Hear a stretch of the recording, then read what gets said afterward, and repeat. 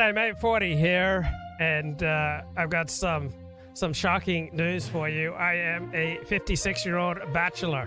I've never been able to hold down a romantic relationship longer than a year, and I know you're thinking, oh, 40.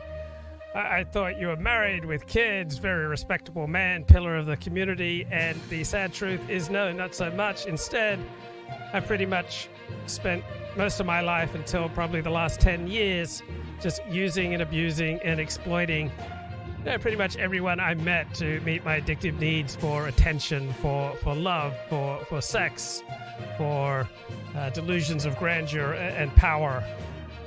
So when you have an addiction running wild in your life, you're basically going to use everybody and everything that you can to meet your addictive needs. And that's largely how I've spent my life.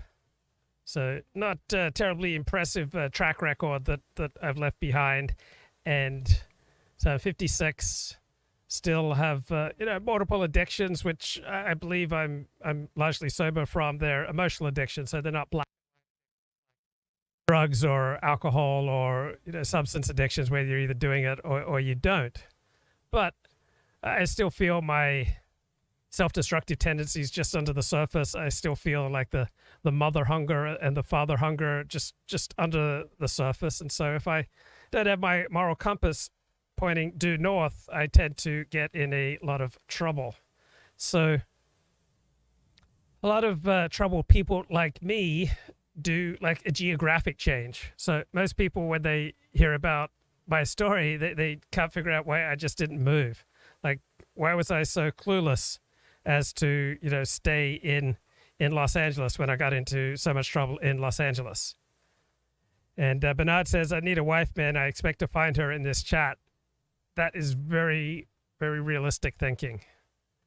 Good on you, Bernard. I rejoice in bringing people together, like creating a community filled with radical love and inclusion. So yeah, a normal person who would have made the blunders and the embarrassing gaffes. I mean, how did I inadvertently direct a porn movie back in 1995? What women what? I mean, how did that happen? How did I just inadvertently fall into writing on the pornography industry for 12 years? I mean, it's a very common slip. A lot of people do it. But most people with my history of humiliation would get up and move. They'd change their name, right? I didn't do that. So the most common response to a life like mine is you move. Another common response is you do the religious equivalent of a geographic. You convert to a new religion, right? You try to make your life over. And I did that, right? In my 20s, I said, I need to convert to Judaism. That way I'm going to get my life sorted. Well, the problem is the type of person who wants to convert to another religion tends to be fairly high in neuroticism, which means they kind of enjoy feeling bad feelings very intensely and very frequently. So most people who convert to a brand new religion tend to be fairly high in neuroticism. They don't tend to be terribly stable, and they frequently tend to be driven by a desire for love. So just as I heard one psychotherapist say that every homosexual patient he had lacked a decent relationship with his father. And so because they didn't have that relationship with their fathers, they grew up to eroticized male attention. Luckily, I had enough of a relationship with my father that didn't happen for me. But what type of women have I courted and dated and romanced over the past 40 years? Like, women equally damaged to me. Like, healthy, responsible women were going to go out with 40, right? I would go to a party and I just kind of hone in on the equally damaged woman who wouldn't be too much trouble to court. Because, yeah, I was a womanizer, but I was a very lazy womanizer. I wasn't willing to put a lot of effort into it. So I would primarily date and court women whose fathers were now. They found me, I found them. We rubbed our itches against each other and temporarily found, some relief from our most desperate urges. But in the end, you get two unhealthy, damaged, self-destructive people desperately looking for love, and you don't get a good result. So many people, in fact, I know rabbis who serve on Orthodox Jewish conversion courts, and some of them say 99% of the people they see who come to them seeking conversion to Orthodox Judaism are mentally ill. And then that 1% remaining that is not demonstrably, overtly mentally ill, we're frequently driven, even though we may not know it at the time, by a desperate desire for love, right? We don't usually convert to Orthodox Judaism from a solid, stable, loving home where we have good relations with our family, with our relatives, and a stable relationship with community. No, usually we come from a background of trauma. I spent quite a bit of time in foster care. I got smacked around quite a bit as a kid. And so we come from this background of trauma, and we're desperately seeking love.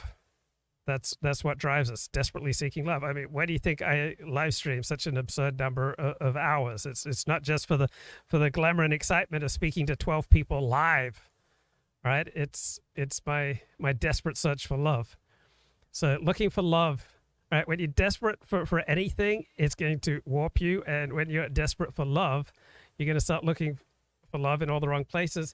Anyway, people will pick up that you're damaged. And so there's just a sense that we all have when someone's prey, when someone's damaged, and when we can take advantage of them. So I remember I dated this ex-porn star, and she said if I ever reminded her about this compliance video that she had to make with her former agent, Reagan Center, that, she'd never speak to me again. Various horror stories in the porn industry. She would sometimes meet with directors, like at a hotel room, to audition for a role in a movie, and they would expect sexual favors. Shocking. Or she'd be doing some very tasteful figure modeling. I mean, she'd be spread-eagled on all fours, and then suddenly the photographer, is dropping his trousers and pumping her a few times and blowing a load inside her. And like, she didn't sign up for this. She just came to do some tasteful figure modeling, and now some older dude is just blowing a big load in her. And then there's like Reagan Center. He wouldn't represent women unless they did a compliance video. And so for my ex-girlfriend, this was one of the most traumatic experiences of her life. It wasn't the scene that she did with two, former parolees to show that she wasn't racist. No, it was the scene with this middle-aged white guy, her agent, Reagan Center. And so I thought I could handle dating an ex-porn star, but the more we dated, the more I loved her. And then the more I loved her, the more I hated her background in the, just one particular genre of the entertainment industry. And friends would try to reason with me. They'd say, 40, at least she wasn't racist. I mean, she was out there, providing reparations, and she was fine with allowing it to be videotaped and sold. But eventually it got to me, and I made some remark on my blog about Reagan Center and my ex-girlfriend, and that was it. She never spoke to me again. She just cut me off. So I don't think that's the first time someone's told me, if you ever do this, I'll leave you. And I ended up doing it. So yeah, I come from pretty strong background of self-destruction. And like many converts, there's been an awful lot of desperation in my story. Yeah. Now, if you don't do a geographic and you don't convert to a new religion, then you go to psychotherapy. So yeah, I went to psychotherapy. You have a friend that you pay to be your friend and who you can tell everything to. And I did 10 years of that, and that helped. And if that doesn't work, you're trained to be an Alexander Technique teacher. So Alexander Technique teachers tend to be eccentric. Alexander Technique teachers, they come from a background of tremendous pain, physical and emotional pain. They go together, right? When you're filled with all sorts of emotional distortions, mental distortions, that produces distortions in your body. And when you have all sorts of physical pain, that will create cracks in your psyche in all likelihood. So most people who become Alexander Technique teachers, they come from a background of tremendous pain, which tends to lead people like me to being, let's say, fairly eccentric. Yeah, eccentric is the nice word that I use for us. Okay, so just wanted to give a little context when talking about this new book that absolutely blew my socks off, knocked my yarmulke off. It's Diana Hochman, author of Dispelling the Myth. It's this novel. It's a novel. It's a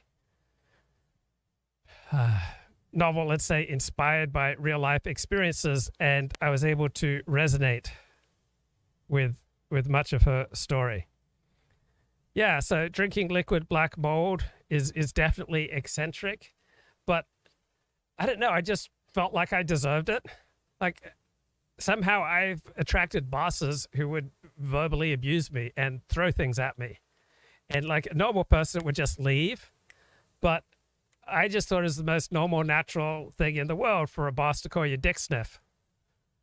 And then I remember the time I finally tired of it and I said to the boss, I don't call dick sniff anymore. He immediately twigged that I'd got a new job. And so he says, oh, do you want to finish your day today, make today your last day, so you've got a new job? Yeah, he was absolutely right. Okay, so here's the problem. I just want to focus on one part of the problem. When Orthodox Judaism sends its people to oversee conversion programs, they're not sending their best. Right? They're not sending you. They're not sending you. Right? They're sending people that have lots of problems, and they're bringing those problems with us. Like they're bringing drugs. They're bringing crime. They're rapists. And some, I assume, are good people. Now, I want to dispel some really ugly myths here. If you're a decent-looking woman hoping to convert to Orthodox Judaism in California, you probably stand a 50% chance that the rabbi overseeing your conversion won't be a sexual predator. So you can look, glass half empty, 50% chance that he will be a sexual predator, but 50% chance he won't be. And also, the more sane and solid and grounded you are, and the more status and prestige you have, the more likely the rabbi is to be scared to do anything inappropriate with you. So rabbi predators, like other predators, like a hyena, right? Does the hyena go out there and try to hunt down our best and brightest? Do hyenas go after lions and tigers and elephants, just hunting on their own? No. Hyena goes for the weak, for the damaged, for the sick, for the broken, for those other animals who are desperately looking for love. And so too with predators, whether they're rabbinic predators or not. So think positive, trust in Hashem. Right. Sometimes you won't need to sleep with a rabbi to convert to Orthodox Judaism. Sometimes the rabbi won't even try to separate you from your family and your former friends and everybody decent in your life to make you more vulnerable to his predations. And frequently, I know women who've gone through conversion to Orthodox Judaism successfully, and not once in the entire program did the rabbi ever ask to urinate on her. So try to see the positive, right? Still, have faith, but keep your expectations modest. And so if the worst comes to the worst, just close your eyes, think of Jerusalem. Now, I don't know any attractive convert or would-be convert to Orthodox Judaism who's not had the hard word placed on her by married Orthodox guys, including frequently rabbis. So there's a widespread instinct in Orthodox Judaism that is not really written up in the sacred texts, but there's this instinct that if you're dumb enough to try to convert to Orthodox Judaism, that you essentially deserve what's coming to you, that you're asking for it, you're wearing a miniskirt and provocative clothing and walking through a dangerous part of town. So you'll often see that glint in the Orthodox eye and that smirk across the lips when they spot that fresh meat. I mean, after all, shiksas are just for practice. Now, it's good when people are direct about what they want, unless it's bad. So I remember there was this one beautiful woman I knew who was a convert to conservative Judaism. She told me Jewish guys don't know their level. So she was kind of amazed by all these losers who thought they were in her league and would try to hit on her. But still, a part of her admired their confidence. So many traits, they come with good sides and bad sides. And on the bright side, very few Jews are murderers. Very few Orthodox Jews are murderers. Very few Orthodox rabbis are murderers. And so religious Jews are not immune to the temptations that afflict many of us, like many people, when they have the opportunity to prowl and perv, well, we tend to be about as honorable as Harvey Weinstein on a good day. But don't be discouraged. If you get raped by somebody you meet in shul, okay, there's a good chance that your rapist will not be a big donor who's protected by the rabbis. Right? The rabbi might even encourage you to file a police report. Not all synagogues honor donors over decency. Sometimes you can walk into a shul, you can look around the shul, you will never see a plaque honoring your rapist.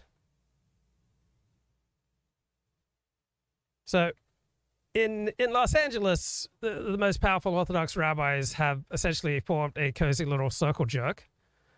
And they insist that divorces go through their approved rabbinical courts. And if you don't go through their approved rabbinical courts, they'll organize pickets outside your home. But if conversions to Orthodox Judaism become, as they have in California, essentially a predator's paradise, just free range, free game. It's like a hyena on the plains of Africa, right? You'll only hear crickets. So why are there pickets if people don't go through the approved rabbinic courts for divorces, but only crickets when conversion to Orthodox Judaism is essentially a predator's paradise? Well, the common answer is power, right? They want people to go through their approved courts because they get power and they get influence and they get money. And it also complicates matters that all the major rabbis tend to have compromising information on each other. Most of the powerful Orthodox rabbis in California have mistresses on the side. And because rabbis in the conversion business tend to fall prey to the temptations of the flesh and be diddling would-be converts. And so they kind of know that about each other. And so they're not going to go, the mutually assured destruction route. So Orthodox Judaism tends to be fairly insular, kind of let's stick together. Now, you may wonder, why hasn't the Me Too movement come for the rabbis? Because by and large, Jews love their rabbis. And loved rabbis tend to be powerful rabbis.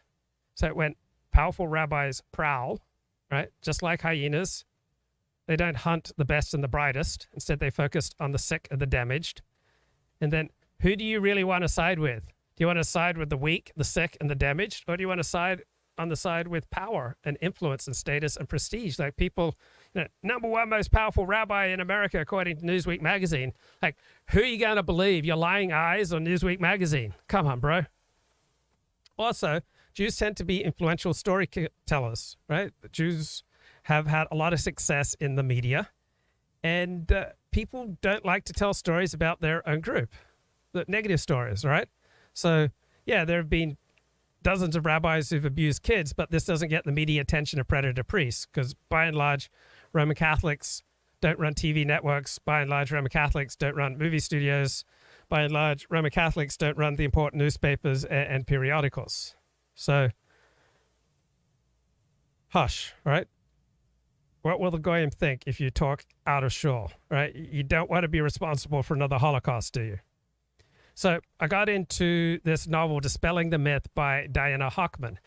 And the first few chapters, I thought, oh, this is just another story about a beautiful young woman who, gives up promiscuous sex and drugs and the party lifestyle and moves to Sacramento and attends Mosaic Law congregation and converts to conservative Judaism. And the story was just humming along. It's like, okay, I kind of see where this is going. And then the story started taking some interesting turns. So let's have a look at some of the major characters. So this is the rabbi who apparently inspires a particular character in this book. This is Rabbi Emeritus Ruvain Tuff.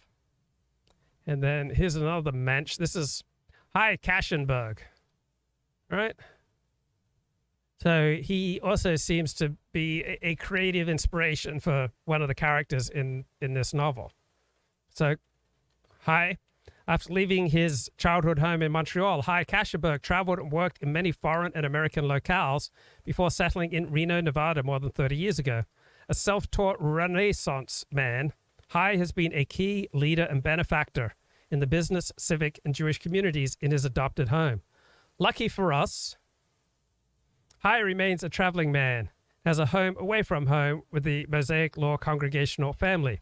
His passion for learning, his business acumen, and his friendships with these other important, rich, powerful Jews led to his vital role in founding the library and cultural center that bears his name.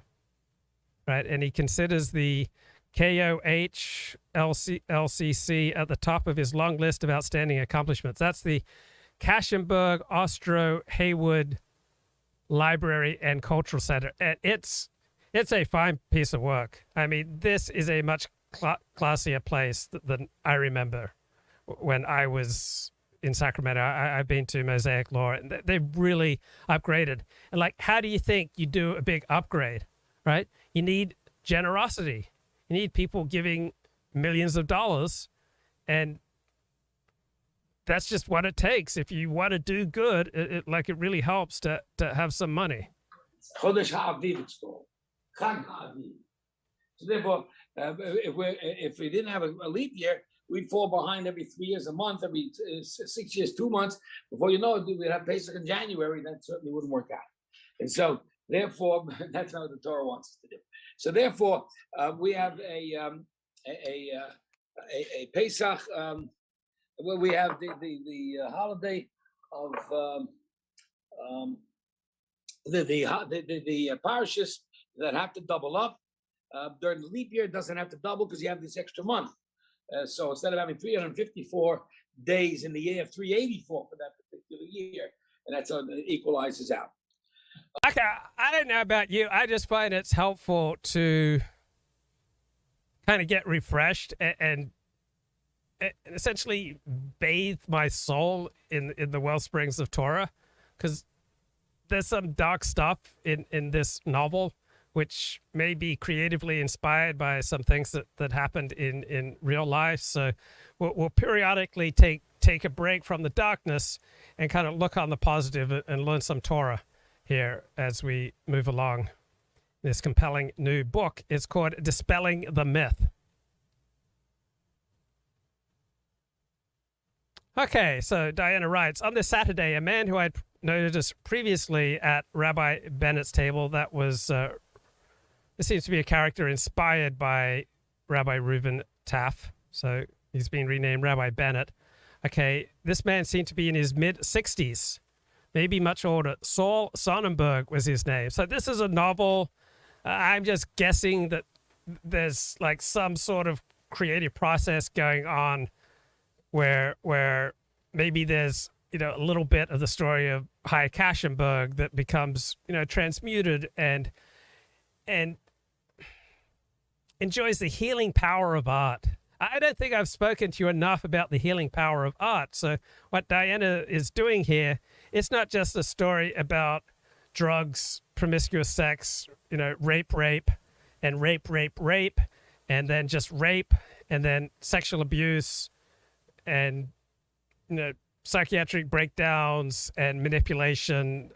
No, I mean, this is a work about the healing power of art. So you take inspiration where you can get it, such as from the amazing life of Hai Kashenberg and this beautiful, beautiful cultural center that he has helped to fund at Mosaic Law Congregation. So good old Saul Sonnenberg makes lots of small talk, and there's just this certain gruffness about him. All right, there's just a certain impetuosity. He seems very sure of himself, like a man with confidence, right? Women like a man with confidence. At the same time, he seems equally riddled with deep insecurity, so that just makes him kind of more intriguing. He dressed like he was stuck in the 1970s.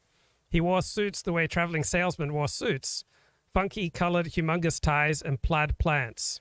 Since he was introduced to me by others at the table and was clearly their friend, simply trusted that he was a welcome part of that community. Why would I think otherwise? Well, to be honest, some people would be less trusting in these situations. So I hate to say this. If you go to shul and you're introduced to some bloke by other people at the table who's their friend, that doesn't mean he's not going to rape you. That doesn't mean he's not going to steal from you, right? So as the Kiddush was nearing its end, Saul leaned over to me and asked, would you like to join me for a glass of wine nearby? And so she says, where? And he says, at the Hilton, all right? So it's going to be a very classy place. They have a wonderful patio. Yeah, I mean, the Hilton in Sacramento is just, you haven't lived until you've seen that wonderful patio outside. And then that inside, you're not going to believe this, at the Sacramento Hilton, they have inside seating. They have both an outside patio and inside seating. You can not only order wine, you can also order lunch. Like, who wouldn't say, yes, yes, yes, I want to go. Thank you, Saul. So she stops at home to get her coat. She gets her cigarettes. She walks to the lobby and she notices Saul sitting in the lounge area. And so they decide to have a drink before going outside and ordering the meal. And so Diana has half a glass of wine, a Merlot. And she gets up to make a call to a friend, comes back, takes another sip of wine, makes several sips as they're making small talk. And shockingly, Saul tends to be very rude to the server. And he's very condescending, but the wine is delicious, absolutely delicious. But she kind of wants to get away from Saul. He's such a crude man, very unpleasant company. She wasn't interested in him romantically. She just went to, have drinks, have alcohol, smoke a cigarette, have lunch. But there was no romantic interest on her part. Like, she found him old and unattractive, and she was just open to all kinds of people, all right? She'd made acquaintances with all sorts of people at the shore, young and old, found them all endearing, and she thought this was just more of the same. Nobody took her friendship as a hint of romantic interest, and she had no reason to believe that Saul did anyway. So as she's looking at Saul, she starts feeling a little woozy. And she's surprised because one glass of wine had never made her feel woozy before. And then Saul starts looking kind of blurry. And then she blacks out. And then she wakes up in a cabin. And Saul's on top of her. And he's thrusting back and forth inside her relentlessly. I could not move. I was somewhere so past fear I could not move. When he was done, he got up and walked away. He didn't wear a condom, and he came inside of me. It was already morning when I woke up. How long had he'd been doing this to me? So Saul comes over and he says, listen, why don't you take a shower, put on some makeup, we'll go and get you a new outfit, your dress is ripped. So, I mean, this guy is a mensch, all right? So, yeah, he may have drugged her and raped her all night and driven her 2 hours away to his place in Reno, but at least he's going to buy her a new outfit, right? And he says, quit acting like you're scared of me or something. We had sex all night. You didn't say a word. So it's easy to understand from his perspective. Like, they just had sex all night and she didn't say a word. So the protagonist is thinking, like, God, don't let me die this way. All I did was meet someone after synagogue for a drink. How could I have predicted this? So he's very considerate. He lays out some slacks and a shirt, and then he goes and takes her to a store, buys her a really nice outfit, and then he says, there's an arts council thing. I give a lot of money to them, and I think you will look good by my side. So he's filled with charm and compliments. I mean, wouldn't you feel great if you'd been raped all night, and you're in a strange town, and the guy is telling you how good you'll look by his side? So he says, just take a shower, put on some makeup, and off they go. So she's kind of surprised that they're in Reno, Nevada, but he takes her to Nordstrom. He buys her a handful of outfits. So this is not a cheapskate, right? He buys her a handful of outfits, and he takes her to this arts council thing where she gets to meet the mother of David Wolpe, the famous Rabbi David Wolpe, right? So apparently Saul has been dating Rabbi Wolpe's mother. So yeah, like Jewish life is kind of a small world. But what can you do? You can worship, you can learn, there's community, you can recycle. I mean, you just gotta shake these things off. I mean, frequently you go to shul and you end up having someone, lace your drink, and you wake up in some strange town after being raped all night. What's important is a positive mental attitude and just trying to make the best of things. All right? Like, stuff happens. Like, the human beings just incredibly incredible. And please never forget how incredible you are. So this bloke is such a mensch, all right? He drives her back to the parking lot of the Hilton in Sacramento. So he drives all the way from Reno to Sacramento, drives her home, and then he leans over and tells her, it's best if you keep this just between us because no one will believe you anyway. I give a lot of money to this temple. All right? So best that you keep quiet. I give a lot of money to this temple. You're just some shiksa, a goy. That's what we call non-Jewish women. You're an outsider. Who will they believe? So I'm just telling you this for your own sake. Anyway, Rabbi Bennett will overlook any transgression as long as you write big checks. So Mosaic law is not really a rabbi-run synagogue. It's a board of directors-run synagogue. So I'm not sure that you could expect the rabbi to call the shots. I'm pretty sure that the board calls the shots. And don't be reductive. Like, just because a guy puts Mickey in women's drinks and rapes them, that's not all he is, right? He could be, he could be a Renaissance man. He could be a key leader and a benefactor in the business, civic, and Jewish communities in his adopted home. He can be a traveling man. He can still have a passion for learning, right? Rapists love to learn. One thing you know about him is he's a take charge, decisive man.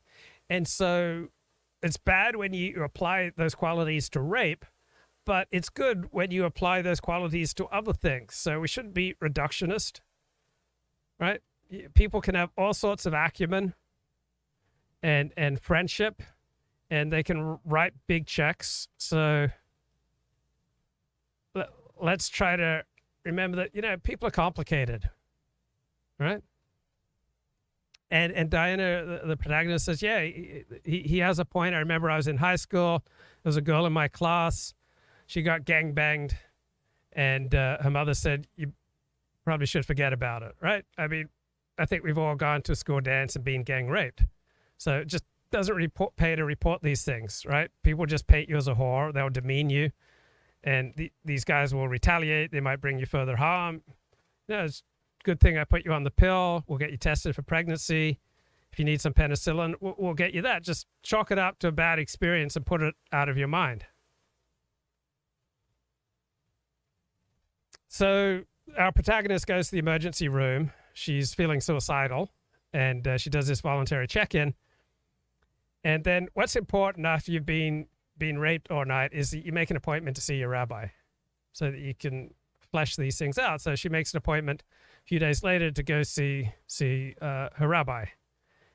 And he says, what the heck's going on here? Like, you're calling me from the psychiatric ward? And so she says, yeah, Rabbi, I need to tell you about something awful that happened to me. Saul from Shul. I woke up on Sunday morning. He was naked. He was on top of me, thrusting back and forth. He came inside of me. He told me he was doing that all night. And I was at his place in Reno, Nevada. How did you get there? I don't know. How can you not know? Well, at Kiddush last Shabbos, he asked me if I wanted to meet him for a drink and lunch at the Hilton. He said they have a wonderful rooftop courtyard for dining. So I agreed to meet him there. He was in the lounge. We decided to have a drink. I had a few sips of wine, and then things got blurry. I blacked out. And the next thing when I came to, he was on top of me. So the rabbi says, look, you were drugged, you were kidnapped, and you were raped. You've got to file a police report. So sometimes the rabbi will tell you, you need to file a police report. But our protagonist says, no, I think it's best to put this behind us. I don't want this to get out in the community. It's just one person. I'll get over it. So she files for a restraining order, asking that this guy stays 500 feet away from her and from the synagogue for the next 6 years. And very important to know, just right, you're showing up to synagogue, you want to convert, someone invites you to the Hilton for a drink. They're not necessarily going to put a Mickey in your drink, drive you across state lines and rape you all night. All right, this is not a common occurrence. Yeah, and please don't try to blur the lines. This is just a work of fiction. I mean, maybe it was like creatively inspired by, some real life characters, but any resemblance between these real life characters and the fiction in this book is just strictly coincidental. What's the disclaimer they use? I really want to get the wording right. So she gave the restraining order to the rabbi. He put it in a safe. And she felt like this kind of cast a cloud over the whole conversion. So if you are converting to Judaism and you get raped, don't let it like spoil the conversion, right? Don't let it cast a cloud over your relationships. And she felt like the rabbi wasn't the same around her anymore, but it became uncomfortable. And she started feeling, it's my fault that Saul raped me. So she finishes her conversion to conservative Judaism, and she moves to San Diego, and she's surprised how many married Jewish men are hitting on her. And so eventually, the rabbi kind of has a talk with some of these blokes, and the married blokes say, hey, you really shouldn't be, hitting on women who aren't your wife. So, understandably, our protagonist thinks maybe all the raping in conservative Judaism is not really my thing. There's rape going on. There's rape, there's abuse, there's manipulation. There's all these married men importuning me for adulterous affairs. I'm kind of tired of getting raped. Maybe Orthodox Judaism, right? Let's give Orthodox Judaism a shot. So she goes to see Dick Shapiro, who seems to be creatively inspired by Dick Horowitz of Asia Torah. And then she also goes to see a character named Rabbi Zev Bloom, who seems to be creatively inspired by Rabbi Zvi Block, who's the Av Beit Din of Asia Torah of North Hollywood. Now I think it's called Torah Hashem. He's done dozens of conversions. A very charismatic guy. It's fascinating which particular parashios the rabbis chose that should be doubled and which shouldn't. What was the rule of thumb? This is Rabbi Block. The rule is that the two parashas have something in common, and you can connect them. Man of tremendous charisma and learning. Have very smart man. Probably and a real mensch, the really most basic good guy. thing in common, I guess, between the two parashas is the sections dealing with sexual morality and propriety and the prohibitions of incest and other forbidden relationships. And both parashas contain both messages, and almost a duplicate almost sometimes. The other interesting thing is that the fact that one parsha is called. So how common is divorce in Orthodox Judaism? It used to be very uncommon, but it's become increasingly common over the past 30 years. And you see it happening in synagogues, and it just kind of goes through like a wave of COVID. Like one person gets divorced, and that seems to unsettle arrangements. So if the woman's halfway attractive, then, other men start hitting on her, even if they're married. So usually that leads to like a whole string of divorces. Like one divorce among your friends, greatly increases the chances you'll get divorced. One divorce in your synagogue very quickly leads to 2, 3, 4, 5, 6 divorces. So I see that all the time. Okay, we got a little bit of Torah there, kind of settles down. Wow. Okay. So Rabbi Zev Bloom is of average height. He's 5'8". He's well manicured. He has a full beard. He wears a very nice dark suit and tie. Suit's very high quality. He wears round rim glasses. He just has a way about him that makes him seem like he's always on the go. He has a lot of energy and has a big billowy voice. He has a strong New York accent and a very deep resonant voice. And I was trying to figure out why he seems so familiar to me. That's it, Robert De Niro, right? Robert De Niro's talking Italian, right? He looks exactly the way Robert De Niro would look if he wore a kippah and round rim glasses and had a full salt and pepper beard, right? But this is Rabbi Zev Bloom about 14 years ago. The second This is videos from 2021. This is called Acharei Mot, the first one, because it's going to talk about the deaths of Nadav and Avihu. And we talked about them extensively in the last few weeks because of what happened at the Beit HaMikdash, the inauguration of the sanctuary of the Mishkan, and their death in the midst of a great celebration. And people are complicated, right? People are complicated. And so, yeah, I mean, some people do some raping and some people do some thieving, and other people, do a little, accidental homicide, stuff like that. But we should not, reduce it. It's like, just because a dude, when he was in prison gave a blowjob doesn't mean he's homosexual, right? You can't reduce people to their worst moments. So it's really important to have a holistic perspective on all this. So she calls Rabbi Bloom's office the next day on Sunday, and she goes out to the mall and buys clothes, dresses, skirts, and blouses. So I noticed with many women converting to Orthodox Judaism, they essentially throw out all of their old wardrobe and just simply buy super modest clothing that is the norm in their Orthodox Jewish community. And she goes and donates all of her old clothing, takes it to Goodwill, giving away all of her beautiful clothing. But a serious Orthodox conversion requires you to change the way you dress, right? It requires that you change the way you speak. It requires that you change your understanding of history. It requires that you change the way you eat, right? You just can't go around fornicating anymore, right? It requires that you change the way you do business. There's a whole new soul that becomes unleashed when you go through your conversion to Orthodox Judaism. And most people can go through a conversion to Orthodox Judaism and not get raped once. So it's an ugly myth that if you convert to Orthodox Judaism, you're just automatically going to get raped by your rabbi. And that doesn't normally happen. So Rabbi Bloom, he is a mensch. He pays for dinner.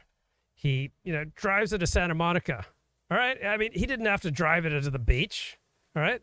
It's like a beautiful summer night. They have wonderful conversations. They study Torah. Just fascinating man. And like they're in the car and they talk. And of course they start making out. We kiss each other like love-starved teenagers because this is a man of tremendous charisma. Like if you were alone in a car with him too, you would not be able to help yourself from making out with this bloke. And he's not a barbarian, right? He's not a goy. Like he doesn't go stampeding after the clitoris, right? There's a lot of kissing going on. Like he's slow. His hand, like, it inches its way up her skirt, right? It's not just like, vroom. No, there's no vroom going on here. This is a very classy seduction going on in his car after midnight. Like, just inching the way up the skirt and into her panties. And the other hand, right, it's like fondling her breast. So, I mean, we're talking like, he's like the Steph Curry of rabbinic seduction, right? And her body is responding to him. Right, her body is tingling with excitement. And this rabbi, he's a great kisser. Right? Do you know how rare it is to find an Orthodox rabbi who's very learned in Torah, who's a dynamic speaker, who's just a wonderful conversationalist, who just has a zest and love for life, and a good kisser, and a master at the arts of seduction, right? I mean, understandably, it just felt amazing to be in his arms, right? You could go years without feeling this kind of passion with a man. And so he's not a beast, all right? He doesn't just like stick it in, right? There's just like an hour of heavy petting. And they realize they need to get a hotel room, right? And so the protagonist says, well, maybe a Motel 6 in Van Nuys. But the rabbi laughs at this because he's a mensch. He says, I'm not taking you to some cheap motel, right? He says, I have a meeting at this Orthodox shul in Woodland Hills tomorrow morning. Follow me to the Marriott. So he takes her to a very nice hotel, right? The Marriott Hotel out of the Warner Center in Woodland Hills. And they park their cars and they get out and they go to their room. And this Israeli man walks by them. And he looks right at the rabbi and he says, Kol HaKavod, Rabbi. I mean, that's what it means to be part of Kal Yisrael. Like, we're all in it together. And when you recognize that the rabbi's scoring, you say, Kol HaKavod. Like, Yashikoa. I mean, way to go, Rabbi. I mean, Kol HaKavod, that means, all the honor to you. So here's this perfect stranger, so, some Israeli dude, seeing, a rabbi taking a shiksa to a very nice motel, 1 a.m. And he's respectful. Like, he could be disrespectful to the rabbi, but no, he says, Kol HaKavod. I mean, just the friendliness and the respect and like the beauty of this, like all the honor. Now, the shiksa, she says, oh, that doesn't sound like a compliment. But the rabbi says, well, I don't think he meant it as one. It's more like you got caught with your hand in the cookie jar. So after that day, Rabbi Bloom and I were inseparable. For the next few weeks or so, we spent every night at a hotel, right? Nearly every lunch and dinner together, some breakfast, every Shabbat together. We went on picnics to the beach, to the park. I mean, this guy is a legendary lover. I mean, he really knows how to treat a woman. I'm ashamed to say that if she was dating me, like, she would not get this kind of service. All right? I mean, when I offered to take a girl to coffee, and she says, oh, you going to take me to Starbucks? I say, like, you crazy? Starbucks is way too expensive. I stole that from someone else. And they really had it going on. Like, they were communicating on a Torah level. They were communicating on a spiritual level. They were communicating on a Kabbalistic level. There was like a real unity here of two souls. This was really a beautiful relationship. And sexually, I mean, they just could not resist each other. I mean, after Torah classes, after everyone leaves shul, they'd make out in the library or in his office after shul on Shabbat. And then eventually, like a mensch, he rents her a place. He says, renting hotels is too expensive. I'm going to rent you a place. Are you sure no one will suspect us? The rabbi says, I'm like Superman, right? Don't worry your pretty little head, baby girl. I will take care of you. You deserve someone who will take care of you. Then she asks a really awkward question, like, what about your wife? And it's like, what about her? Now, marriage is over. It's been dead for years. We sleep in separate rooms. We keep separate bank accounts. Right? She'd never even seen his wife in shul. And he says, I want to take a mini vacation with you. Let's take off for a few days. And so he rents a very nice one-bedroom out in Sherman Oaks on Ventura Boulevard by Whole Foods, right? He has furniture delivered, right? And they get matching cell phones. I mean, that's a serious relationship, right? When you get matching cell phones with your rabbi. They open up a joint bank account at Bank of America. Like, he tells her to quit her job so that she'll be more available to him. She starts helping him with his administrative needs. She starts prepping his speeches, his weekly Parsha talks, his meetings, his lectures. They spend hours and days together, right? They talk about God and life and love and Judaism. I mean, this is just a beautiful love story. Just amazing. And because she's not yet Jewish, she can't cook any food for him. So he will never eat non-kosher food. I mean, he'll eat her pussy, but he'll never eat non-kosher food. So you'll say, oh, he's a hypocrite. Oh, he's not really living up to all the standards of the Torah. But I say, kol hakavod, all the honor to you, Rabbi, for keeping kosher. Like, I'm the type of guy who sees the cup half full, right? They never expressed any public displays of affection. I mean, Orthodox Jews don't even do that with their wives, so I'm not going to do it with their mistress. So this is July 2004, like one of the best months in her life, right? This is what this rabbi does for her. Now, you can't expect to get that every time you convert to Orthodox Judaism. Like, not every Orthodox rabbi will go to this level for you, right? So please, don't go into conversion thinking, oh, I'm going to convert to Orthodox Judaism. I'm going to find a rabbi who's going to set me up. We're going to get matching cell phone plans. He's going to, get me a nice pad. We're going to have, mini vacations. We're going to, have sex at his office and in his synagogue. Like, don't have those expectations so that if it happens, you can have hakaras hatov. You can cultivate an attitude of gratitude, right? If it does happen, but he's providing her with the time of her life, right? And they just share everything with each other. I mean, this is the mark of a true love. She never been more of herself with anyone till Rabbi Bloom, and he shared so much of himself with her. They just shared secrets. It was beautiful. They went miniature golfing with his young grandchildren. I mean, he had her over to his home so that she could meet his wife. They went off to Santa Barbara the first week in August, right? And he told his wife he'd be at an overnight conference in Florida. And their last morning in Santa Barbara was just the thing of a romance novel. They made love all morning. And if you knew this rabbi, you'd be like this woman. You would just love being naked in bed with him. You would not feel awkward. You'd not feel self-conscious. Not worry about any flaws he might discover. Like, this rabbi aimed to please her sexually, and the give and the take between them knew no bounds, right? I mean, they had oral sex. They had intercourse as though they were Adam and Eve in the Garden of Eden before the fall. They explored each other in ever so gentle a passionate way. They delighted in the innocence of their nakedness. Now, before she started having sex with him, she saw him in a different way. So now she got to experience a whole new side of this rabbi, and he was even more intoxicating. So after they made love all morning, he had to get up to pray mincha. And then they pack their things, and they turn their phones on.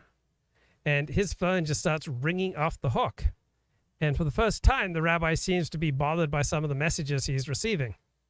But the rabbi doesn't want to say anything. And he calls his wife, speaks to his wife in Hebrew. They start yelling at each other in Hebrew. Now, by now, the rabbi was spending most nights at her place. I think her name's Miri, our protagonist. And then get up early every morning, go back to his home in North Hollywood. Now, for the first time, the rabbi seems really upset. And so Miri says, like, enough's enough. Who keeps calling you and yelling at you like that? Oh, it's nothing. It's no one. It's someone, and it's something. Right?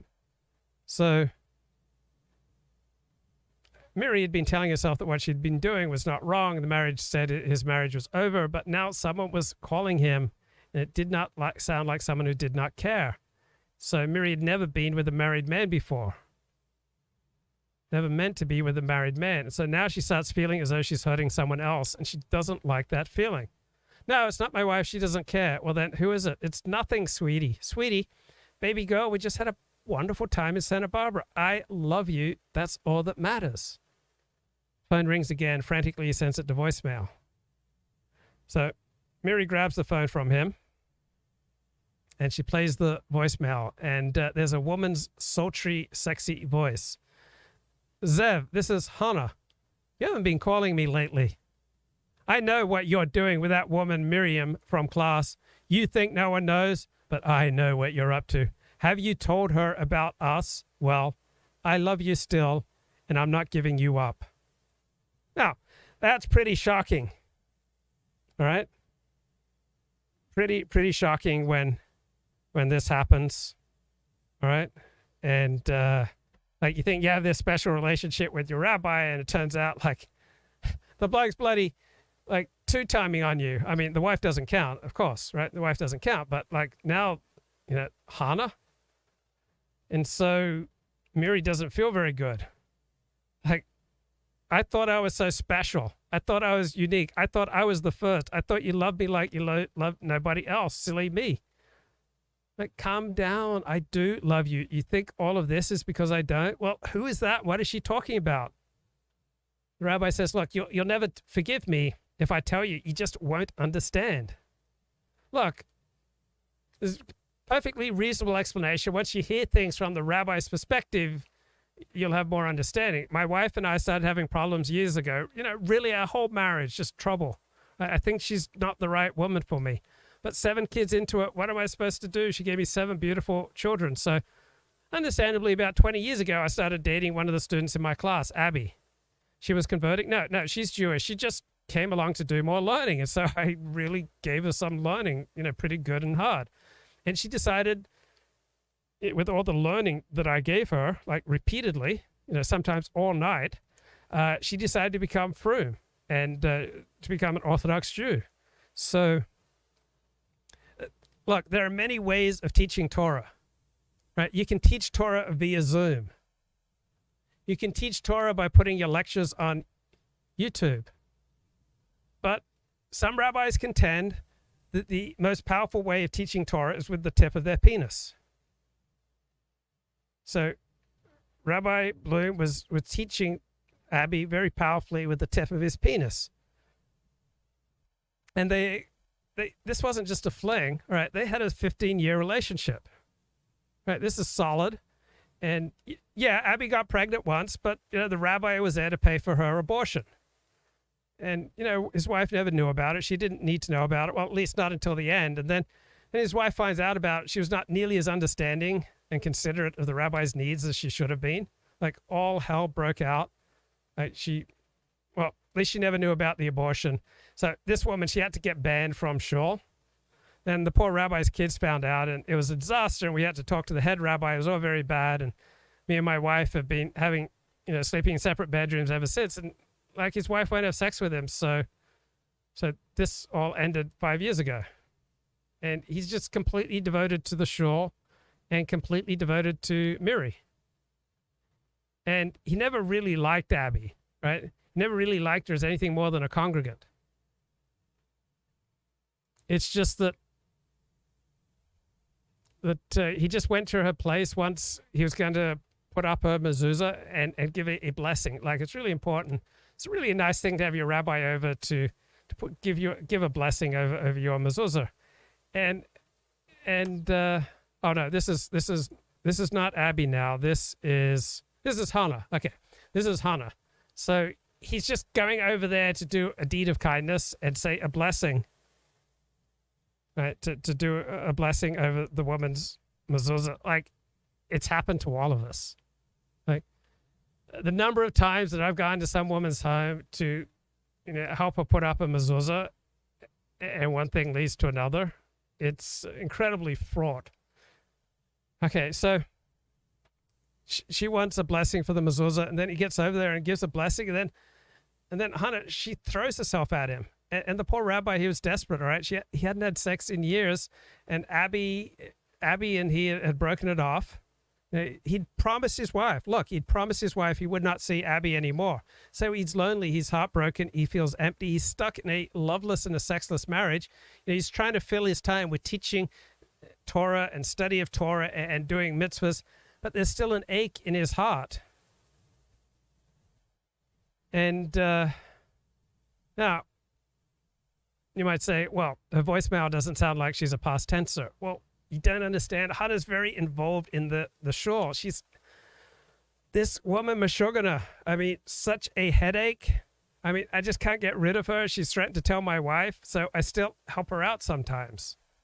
You know, I pay her rent, I pay her bills, I give her jobs. You know, so she's blackmailing you. Yeah, you could say that. And yeah, I mean, there have been rabbis in my life who, yeah, they had affairs, and then very inconsiderate of these women, they would then blackmail the rabbis, just hoard it over them. And it caused the poor rabbis like sleepless nights, you know, all sorts of stress, just really detracted from their overall happiness level. So now the rabbi's wife knows about Abby, but he can't risk her knowing about Hannah too. So where is Abby now? Well, she's in the Pico Robertson area.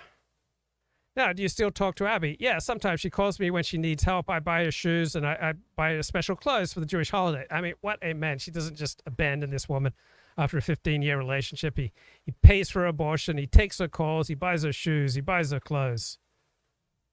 Well, why is it your responsibility to support these women? Well, come on, guys. Abby almost had his baby. Like, you expect the rabbi to treat her like a dog?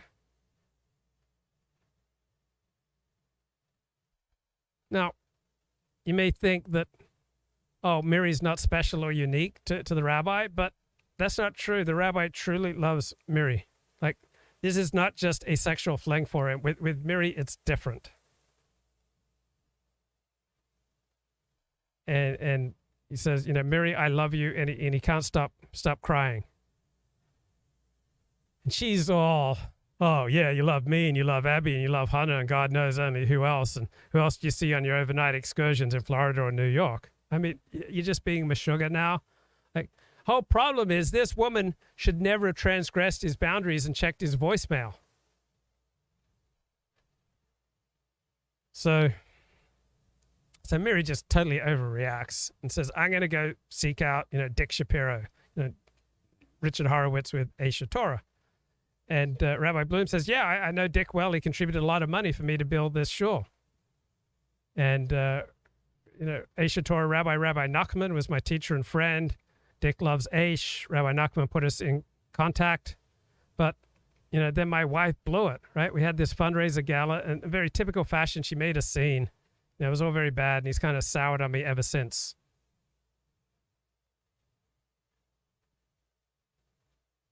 Okay, so Miriam goes to see Dick Horowitz, total gentleman, and he arranges for her to go study at an Aisha Torah compound in Israel. So she's dropped off in the hills of Judea. And the driver takes one look at me as we approach the compound, and then with the most confused face a person could ever have said in his strong Israeli accent, are you sure this is the right address? It can't be. Yes, I'm sure. But it doesn't seem like a place you want to live in. So it's this desolate compound that Dick Horowitz has sent her to. Says, no, it's fine. Just drop me off there. So one of the girls welcomes her. Look, you must be Miriam. Welcome. I'm Shoshana. I'll show you your room. And so Miriam, all her bags were lost on the plane, so she needs to find a phone. And then she's told, no, we're not allowed to use the phone here except in grave emergencies. Rebbetzin Hannah lets us use her phone at her house. Not allowed? Right, so her room turns out to be a mini trailer that's several pieces of metal nailed together. It has an outdoor shower covered with a sheet. So you'll meet your roommate later and you'll get assigned your duties tomorrow.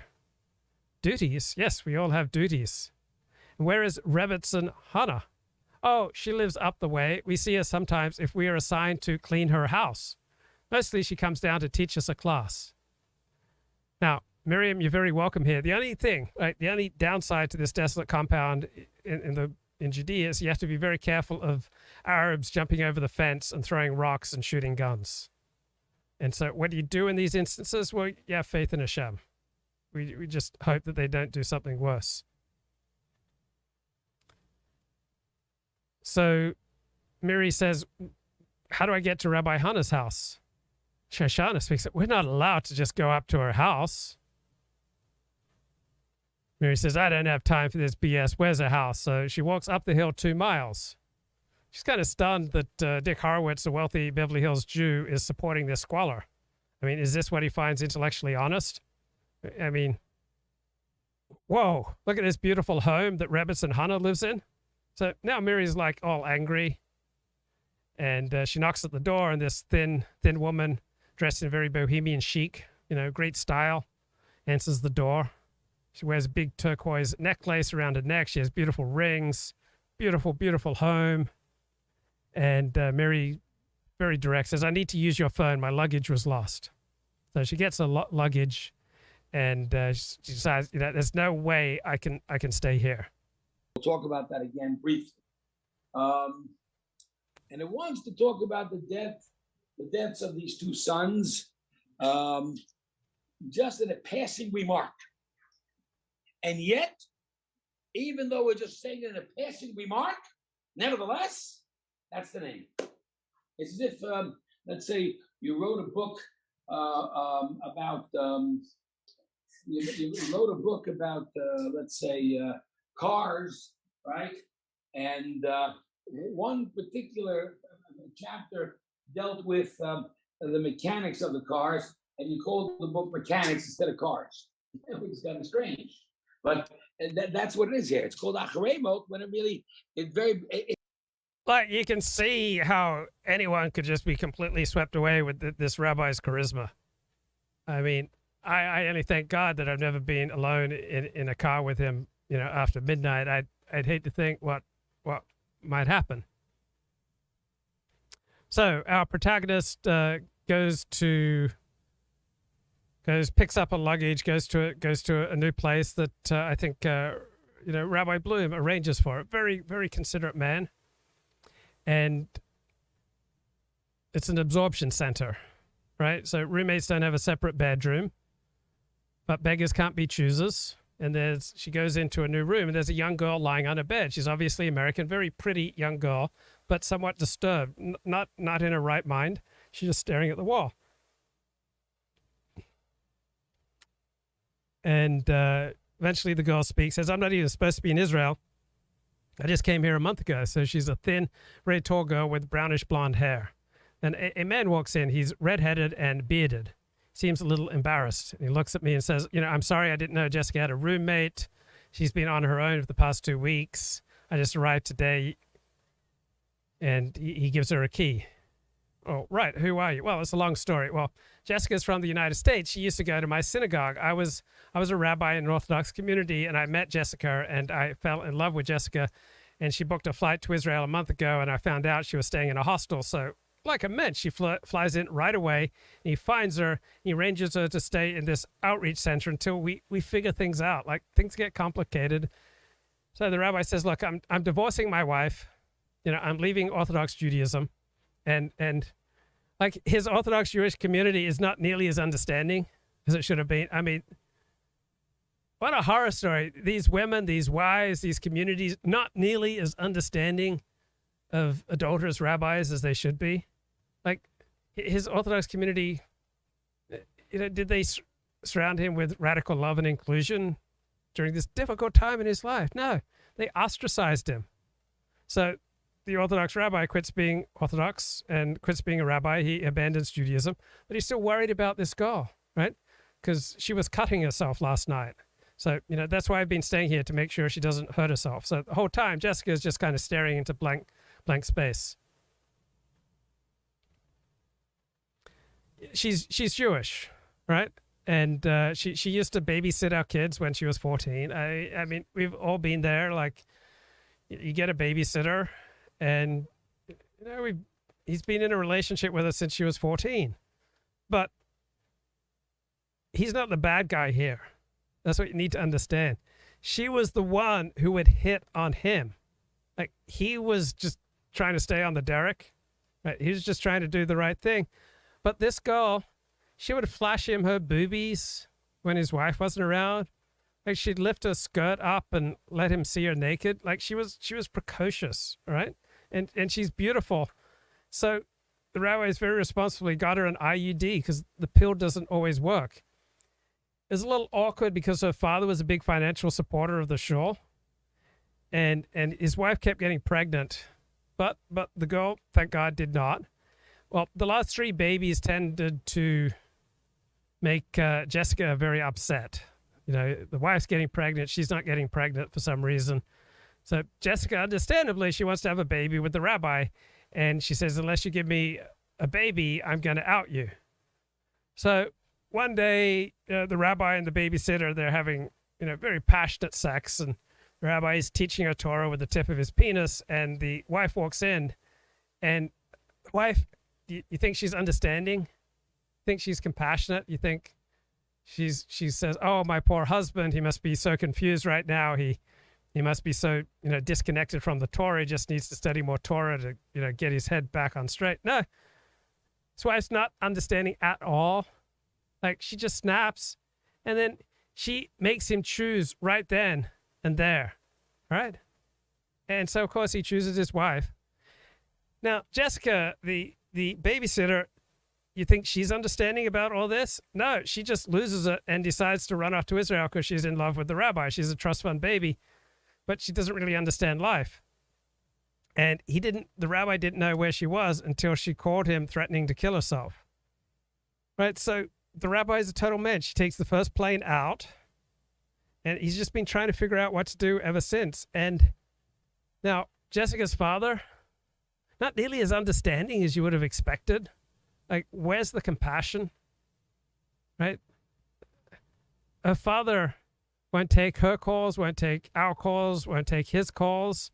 Like, just cuts her off. And the rabbi, who's no longer a rabbi, realized, I just can't be morally uninvolved here. I can't leave her here by herself. And so this girl's always hitting her pillows and sobbing and talking to herself and muttering. So apparently she's gone into a real tailspin. Like, she started having sex with him when she was 14 and he was a rabbi with 11 children. So he was 45 and she was 14. And so Jessica just wants to die. So Miri, like, she's got her own stuff, right? She's feeling pretty overwhelmed by Jessica. She's going back and forth on the phone with Rabbi Bloom about her disrupted conversion to Orthodox Judaism progress. Look, most conversions to Orthodox Judaism are not this complicated, right? Normally, when you convert to Orthodox Judaism, you're not going to be, surrounded by suicidal former babysitters who've been having, sex with the rabbi since they were 14 and he was 45.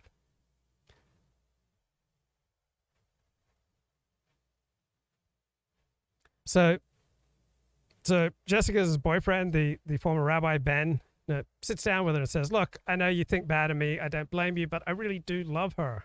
It's why I left my wife and my 11 kids. I want to marry Jessica, but she's really screwed up and her family's cut her off and my whole community's cut me off. And I'm just concerned about this girl because she's in a bad space right now. I'm no saint, right? Right? So he recommends to Miri that she don't go through with the Orthodox to Judaism process. And then he says the most curious thing. He says, well, you still have a lot more chapters to live through before you can write a book called In Search of the Promised Land. Right? You still got a lot more life to live, a lot more light and love. Let's hear from Rabbi David Wolpe. One of the great spiritual teachers of our age. It's going to be a somewhat difficult and I'm sure somewhat disagreed with sermon. Let me say that even though I take one side of this extremely difficult debate, I make, and I hope you do, a presumption of goodness among those who disagree with me. I don't think that this is a question of good people versus bad people. And I hope that we can stay away from sloganeering or slander. I don't think on the one side that people are careless about life or on the other side that people don't care about women. I think this is a deep and divisive issue. And I hope as best I can to explain what it is that we at Sinai Temple, the clergy, believe and why we believe it. without implying that those who don't believe it are therefore bad, inferior, or foolish. I want to begin with why it is that after the Supreme Court decision striking down Roe v. Wade, Sinai Temple put out a statement, because a couple of people have said you shouldn't have said anything. This, I must admit, I find a very peculiar argument. First of all, every rabbinic organization that I know, Orthodox, conservative, Reform, Reconstructionist, every single. Right. So you can't expect a rabbi to remain, morally neutral. All right. When the time comes for important moral talk, to expound on the wisdom of the Torah that comes from God, rabbis willing to step up. Single one put out a statement. Every rabbi that I know, I'm sure there are rabbis who didn't, but so far I am unaware of them, and they are surely in the minority. The Federation literally sent around an email saying, rabbis, we know you're going to talk about this. Let us know what you said. Because you see, when Judaism has thousands of years of legal responsa on a particular issue, and there could be and are books written about the Jewish response to the question of abortion, and it has philosophical speculation, when it becomes a major issue in the public life of America, it would be a dereliction of duty to say, I know this is a big issue, but actually Judaism has nothing to say about it, so I'm going to keep quiet. Right. It'd be a total dereliction of duty. Right. And this is the most influential rabbi in America, according to Newsweek magazine. He doesn't shirk his duty. So I cannot imagine that somebody would be surprised that we actually spoke up, although they may not like what we said.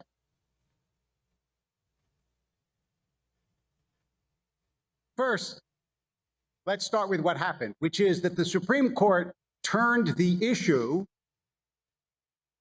back to the states.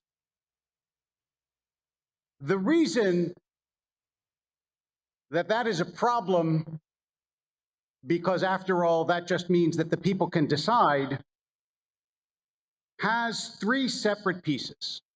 Right. So generally speaking, Jews, particularly Jewish intellectuals, Jewish thought leaders like Rabbi Wolpe, fear populism. Right? You can't really trust the people to decide these things. You really need the experts. I mean, come on, guys, you need to follow the science. You need to follow the experts. You need to follow the elites, because it's generally been the elites who've protected Jews, right? Jews have not often been popular in history. Jews have usually relied on monarchs and princes and principalities and powers and elites to protect them. So thoughtful Jews tend to have an instinctive fear of populism. So you can't really allow these important moral questions to be decided by the people. Right? There are three major problems with allowing the people to decide these kind of questions. What you need to do is you need to give the people opportunities to express themselves and to make the people feel like you're listening. Right? There need to be forums, right? But you can't really trust the people. You just can't trust the people, right? You need to let the experts decide these things. Legal, cultural, and personal. Yeah.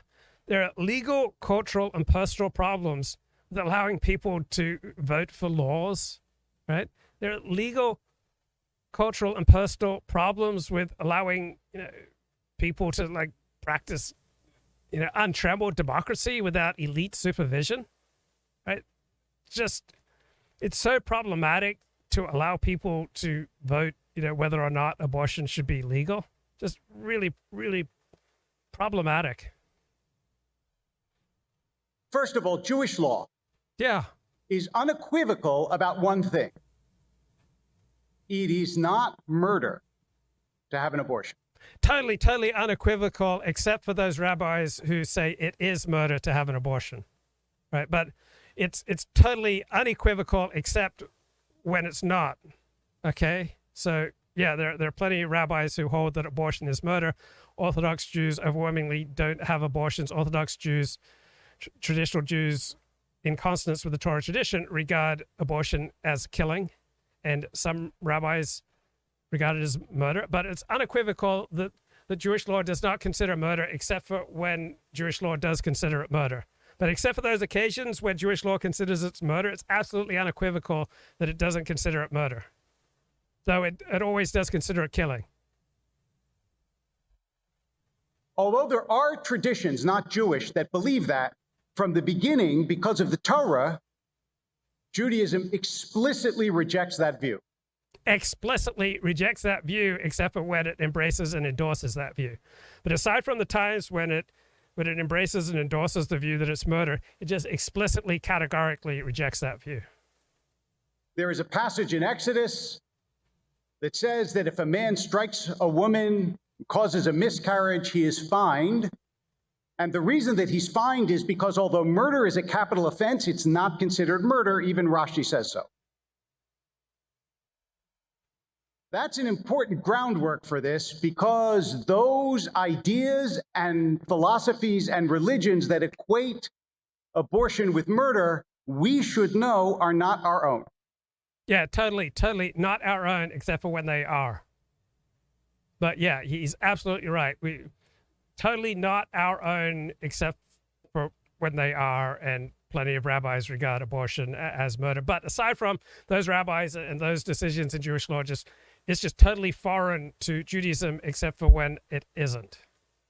All right, let's get back to this novel. Just an amazing novel. Wow, just so much creativity, and I mean, how does she come up with these stories? I mean, such a vivid imagination. So she thinks about Rebbetzin Hannah, who runs the compound, right, like a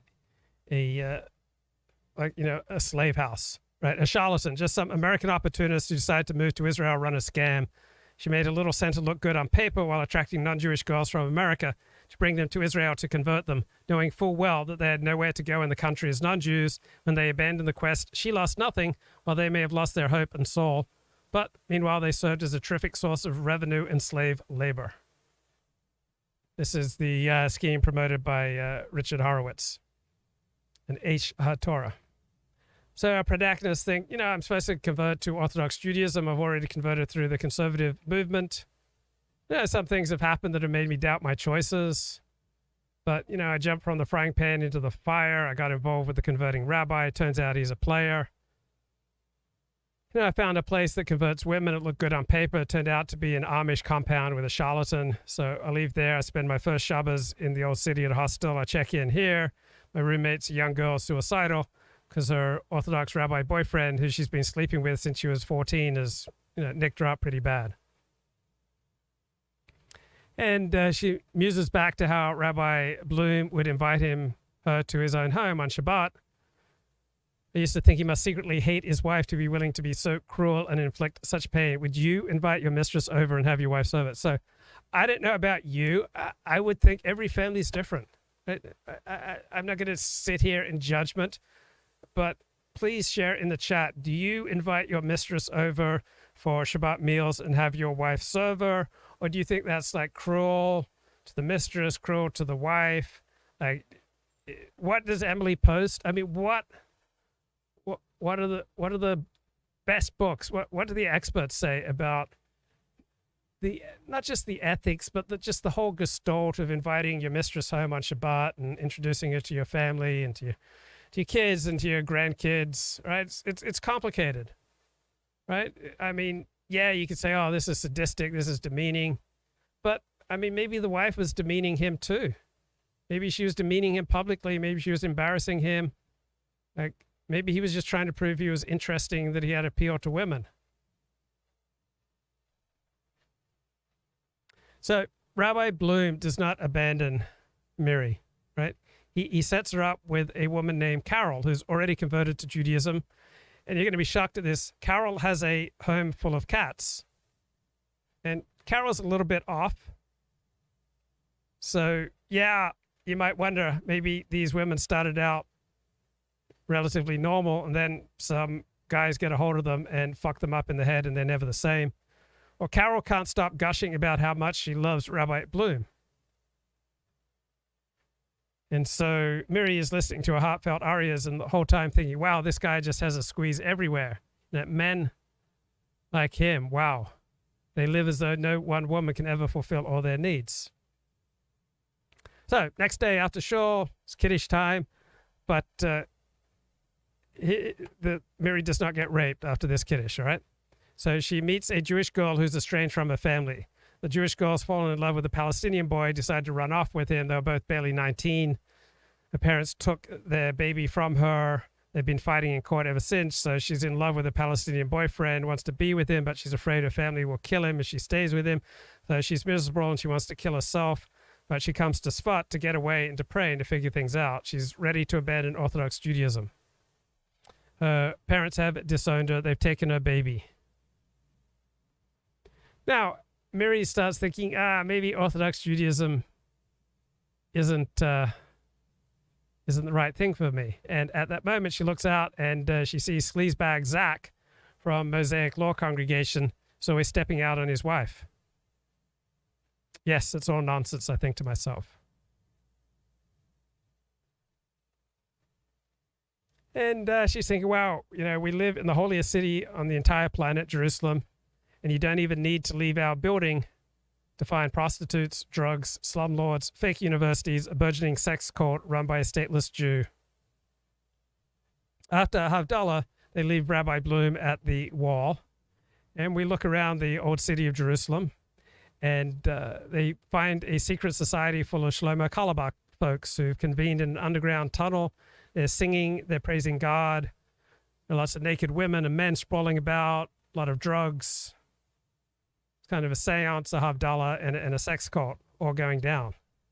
I mean, Jerusalem's a truly eclectic place. It's impossible to distinguish between the sacred and the profane. So Miri's almost finished with a conversion program, and then she decides to chuck it all in. And so she tells her Beit Din rabbi she wants to meet with him. She tells him everything. She tells him about her affair. And so I wondered, do these rabbis ever take any action against Rabbi Bloom? Perhaps they don't, because Rabbi Bloom would likely have the goods of these two rabbis, like Rabbi Metzger, a very dubious character.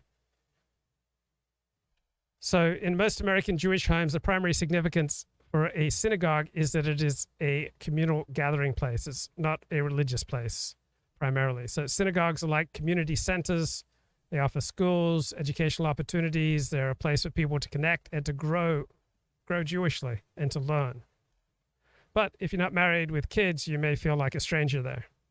So Miri returns to Los Angeles, and she decides to go visit Sinai Temple in Westwood. Well, in the novel, it's called Mount Sinai Congregation, so I can only assume it is inspired by the real Sinai Temple on Wilshire Boulevard in Westwood, where the rabbi is David Wolpe. Even among the most traditional of the most traditional.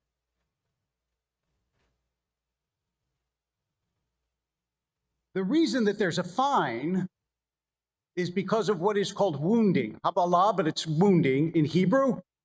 And some take that to refer to the fetus, and some take that to refer to the woman. So in Jewish law, there is one clear line and a couple of blurry ones. The clear line is the life of the mother always, always, always takes precedent over the life of the fetus until the fetus is actually mostly born. That is, has emerged from the womb. So even until the 9th month, according to Jewish law, if the mother's health is endangered, an abortion is mandatory. Now, obviously, this is a terrible, tragic situation. God forbid that should ever happen. But it is important to know that. That's point one.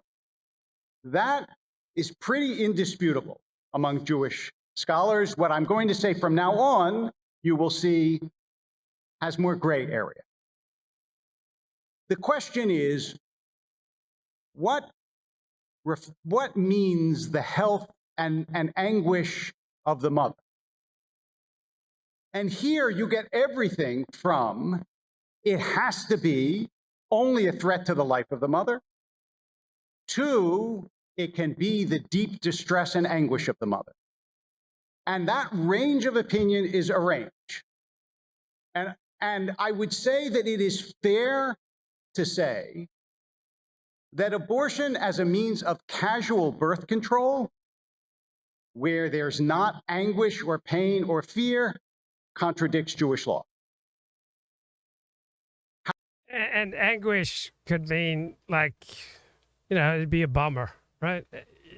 It'd be, you could feel anguish that you don't get to go to Europe that summer, right? I mean, you could feel genuine anguish, right? But it's not birth control, right? You have to feel some bad feelings for it to be kosher to have an abortion.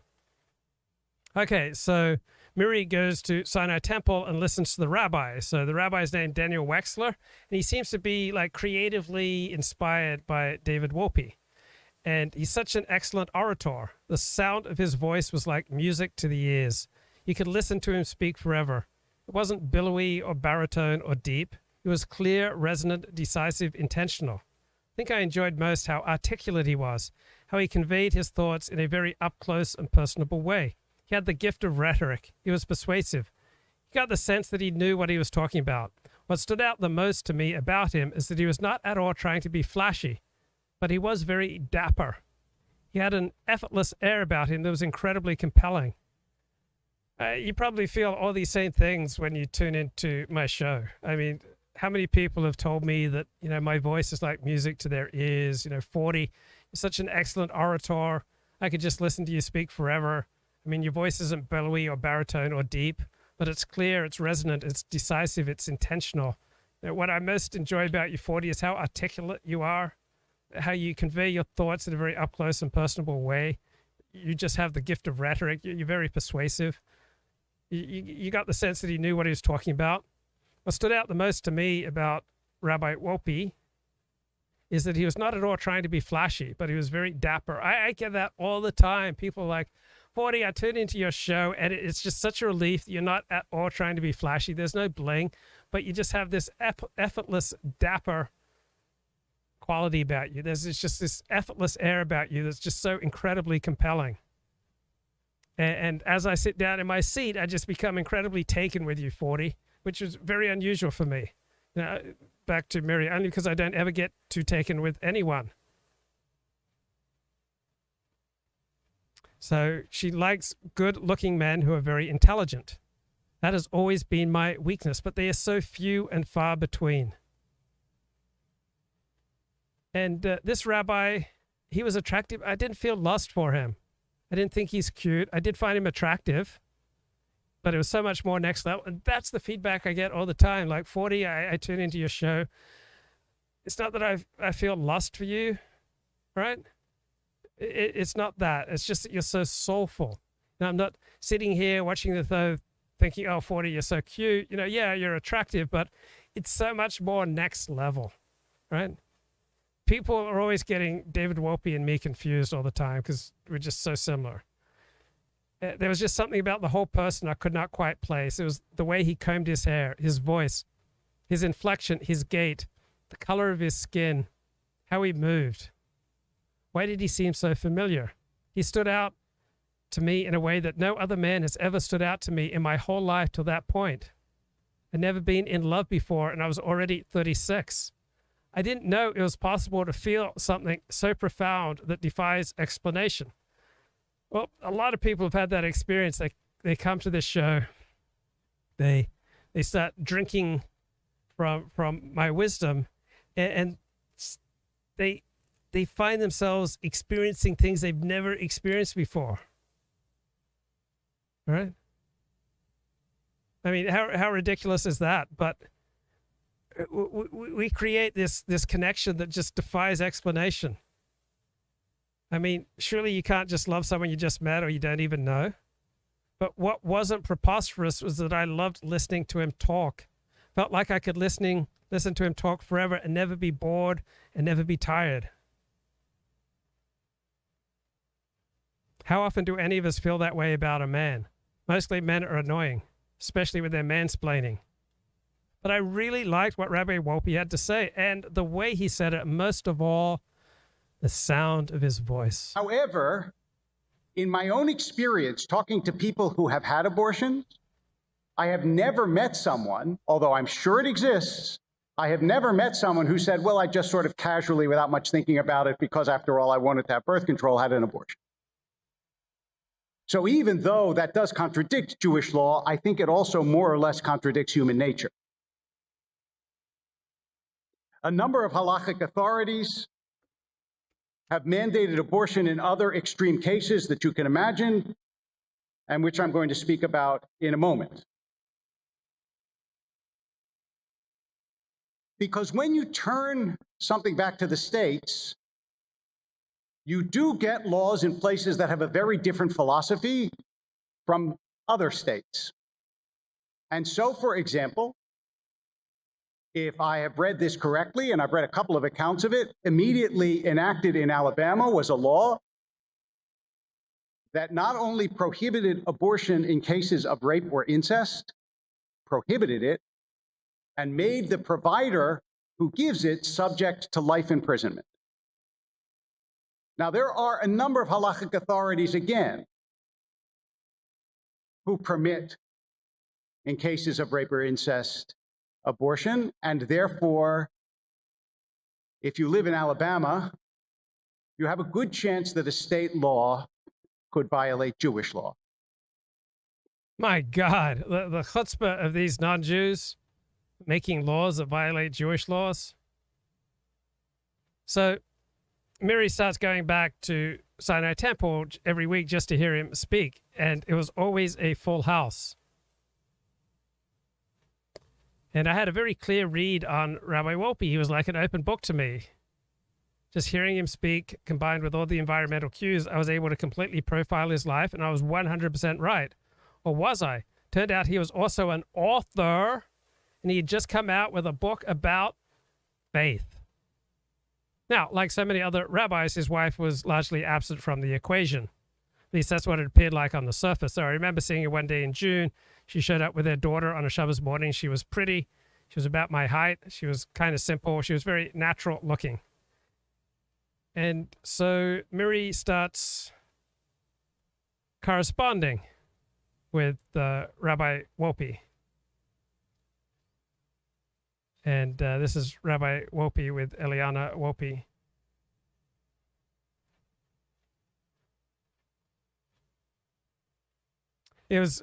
And this happens for a lot of people. It was after the Rabbi Wolpe lecture on Martin Buber's work, I and Thou.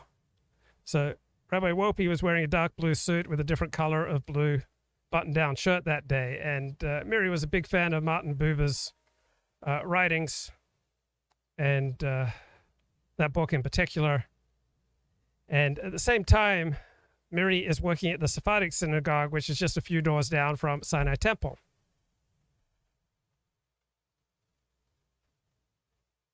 So she has her first meeting with Rabbi, let's call him Rabbi Wexler. And she always calls him by his first name from the start, right? I guess I always saw him as a man who just so happened to be a rabbi, not a rabbi who happened to be a man. So I talked to him about joining the shul. This is the first rabbi I met in 7 years who was not interviewing me about conversion. I told him about my life story. He asked a lot of questions.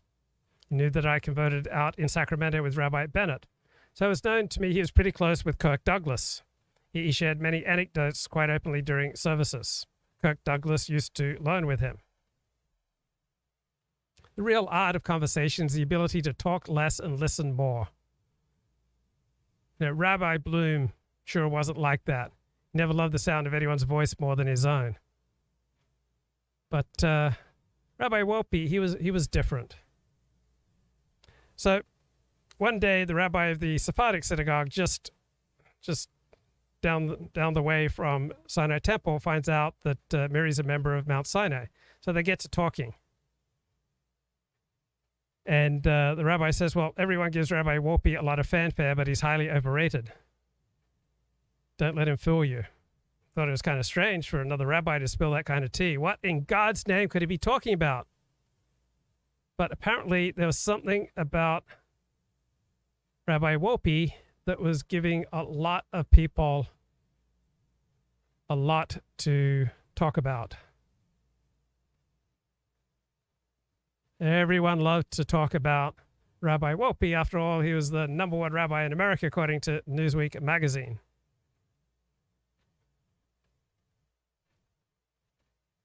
So she goes on a hike, and she's on a hike with a female friend, and she talks about what's going on with his wife. You know, why do you never see her around?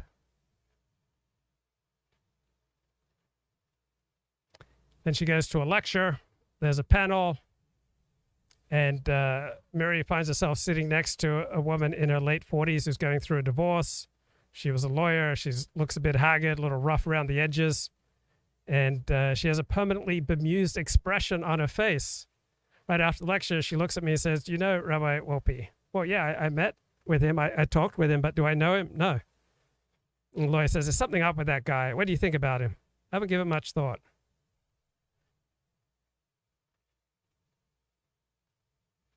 So, night before Rosh Hashanah is the last time that Miri and Ari have sex, and it's just one of the wildest nights they ever spent together. And afterwards, they're browsing through the Jewish Journal of Los Angeles, and there are a pair of bloggers on the journal, a couple of young 20-something women, Dikla Kadosh and Danielle Barron, who are branding themselves as the it girls of Judaism.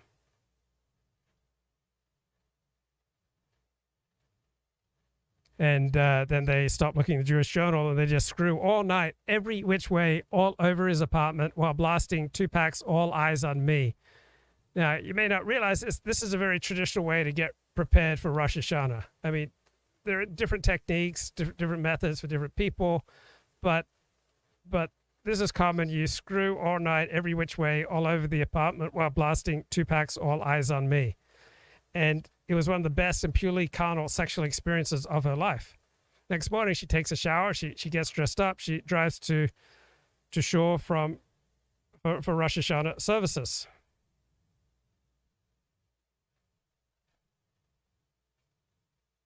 And she's really starting to develop intense feelings for Rabbi Wolpe. He's got this wonderful black hair that he keeps short, and you could tell was somewhat curly. I didn't know if he's the handsomest man in the world, but he definitely had something exceptionally compelling about him. His office is spacious. He has coffee brown leather sofas in his seating area. His walls are lined floor to ceiling on all sides with books. He has cotton candy and glass bowls on the coffee tables. When we take our seats, he mirrors me. He turns his phone off. I have his full attention. And I get straight to the point. It's like, I've always been very direct with you. I'm very attracted to you. It's not just in a surface or a carnal way. It's something I don't understand. I've never felt this way before, and I've wrestled deeply with this because I've down this block before. What do you mean? How so? Well, I was once involved in a sexual relationship with the Orthodox rabbi who was overseeing my conversion. I thought his marriage was over and that I was his first, but I became educated soon enough. I vowed I'd never become involved with a married man again. I see. And now I've met you. No one has ever stopped me dead in my tracks before. It's also weird. I don't know what it means. Usually you notice a guy after the fact. Maybe he grows on you, but there's just something about you that intrigues me so much.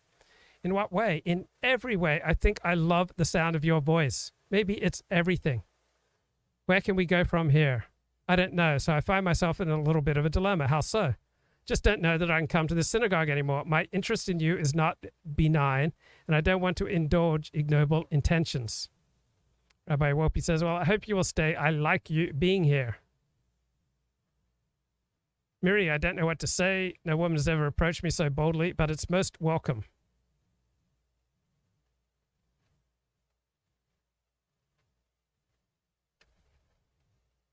So Rabbi Wolpe was not prone to flattery. I tell him, let me leave you to your rabbi duties. My rabbi duties, he said with a sort of distant look. David, do you like being a rabbi? Well, it's a very restrictive life. I was once an atheist, and now I do my best to help other people. I would never want to be a rabbi. Why bother going to shul? Other than for you? He laughs. For the social aspect, I do love Torah and God and religion, and not the same thing. He has a sad look on his face. It's hard to be a rabbi. But it's the life you chose. I guess I'm stuck with the choice. Not really. You can always choose otherwise. And that's something that is important to think about and to consider. because the second piece of this is a cultural piece. And here is the more difficult and tricky area.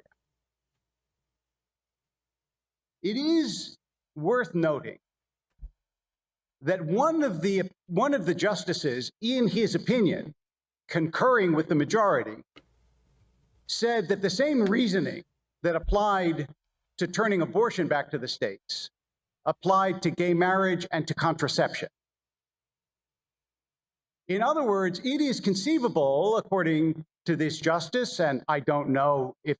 And he's referring to Clarence Thomas. So when I first came to LA, I asked Rabbi Wolpe, what did he think about those verses in the Torah that condemn homosexuality?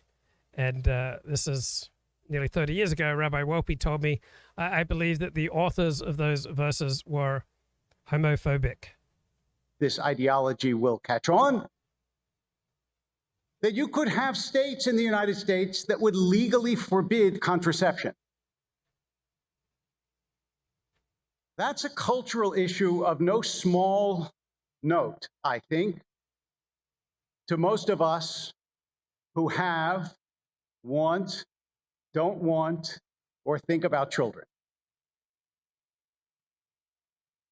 And this leads to something that we ought to note before I get into the most difficult part of this, which is that in 1868, when the Due Process Clause was instantiated, there was one really important group that had no voice and couldn't vote: women. And when these halachic opinions were rendered, for all of Jewish history until about the last 30 to 50 years, there was one group who was affected by every one of these halachic opinions that never had the right to issue a halachic opinion: women. Okay, back to our story. So after a meeting with Rabbi Wolpe, she leaves him hanging. She still goes to shore for every single service or for every single event. Realized that I'm falling in love with him. Never felt that way for any man in my whole life. I didn't even know it was possible to have these kinds of feelings. The depth of these feelings scares me. You probably experience that when you're watching the show. The depths of your feeling for me can just positively frighten you. So she's afraid of loving somebody so much, of losing myself, of losing control. The sex, the lust, the attraction, those are just small potatoes, guys, in the game of love. You don't risk a lot with those, but with love, real love, once you get caught in that, there's no hope of recovery. Finally, she's experiencing real love. And it's with a married rabbi. So she goes to an event for Martin Luther King holiday, and special guest is Congressman Berman. It's the third time she's seen him at a synagogue in 6 years. And I see, Rabbi Wolpe's wife nicely dressed in an all-black dress. And the rabbi's wife is wearing a miniskirt. And she walks around the synagogue and she passes by the aisle where I am, and her eyes widen when she sees me. And she smiles at me, and I smile back. I remember thinking how cute she was. It was that day that I decided I needed to move on. I developed some kind of weird connection with Rabbi Wolpe that I didn't understand. So she, of course, makes an appointment to see Rabbi Wolpe to say goodbye. And he opens the door, brings her in, and there's now this familiarity. We're relaxed, we're casual, but I'm feeling really strange, and it's confusing to me. My heart is beating, my palms are sweaty, my throat feels dry, I can hardly talk. He has this slightly puzzled look on his face. And they haven't even had sex. And so finally I just let it out, Rabbi Wolpe, I think I'm in love with you. What else can it be? I truly don't understand the intensity of my feelings. It's more than I've ever dealt with before. But there's no place for us to go, and I will always honor the vow I made to myself. I will never be with a married man again. He says, I don't know what to say. I wish you wouldn't go. So we stand up, and he walks towards me, and he says, can I please hug you? I nod yes, and we held each other for a very long time without saying a word. Then we just looked at each other for even longer. It was as though time stood still. and he was holding me so close to him. I could feel his body pulsate against my own, and every part of him warmed me to the core of my being, filled me with a delight and a pleasure I'd never known until that time. I was running my hands through his hair, gently caressing his cheeks, his neck, his lips, all the while staring longingly and lovingly into his eyes. As I felt so overcome with love and a kind of desire that surpassed mere lust, I knew I could live in the blissful rapture of his presence forever. My body was tingling everywhere. We were breathing into the soul of each other. Our lips were so close to one another. This was pure ecstasy. And then it almost happened instinctively. Our tongues darted forth as if to start the exploration of the best adventure either one of us would ever embark upon. But I pulled away and I looked at him, shaking almost in tears. How close we got to the point of no return. Rabbi Wolpe, we can't do this. He said nothing for a moment and then, "Can I have one more hug, please?" I nodded yes again, and he held me for what felt like forever. We just held each other so tightly.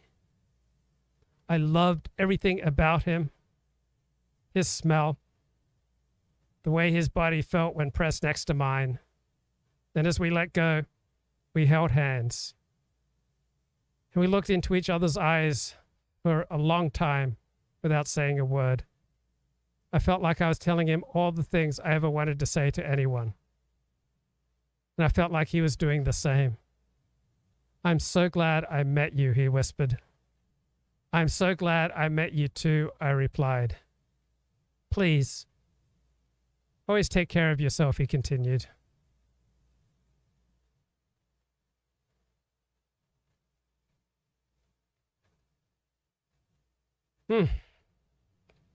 Powerful.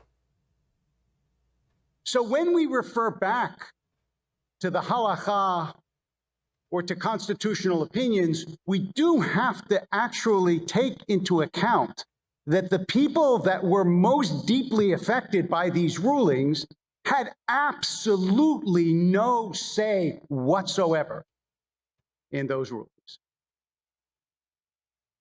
Not in America until about 100 years ago, a little bit more.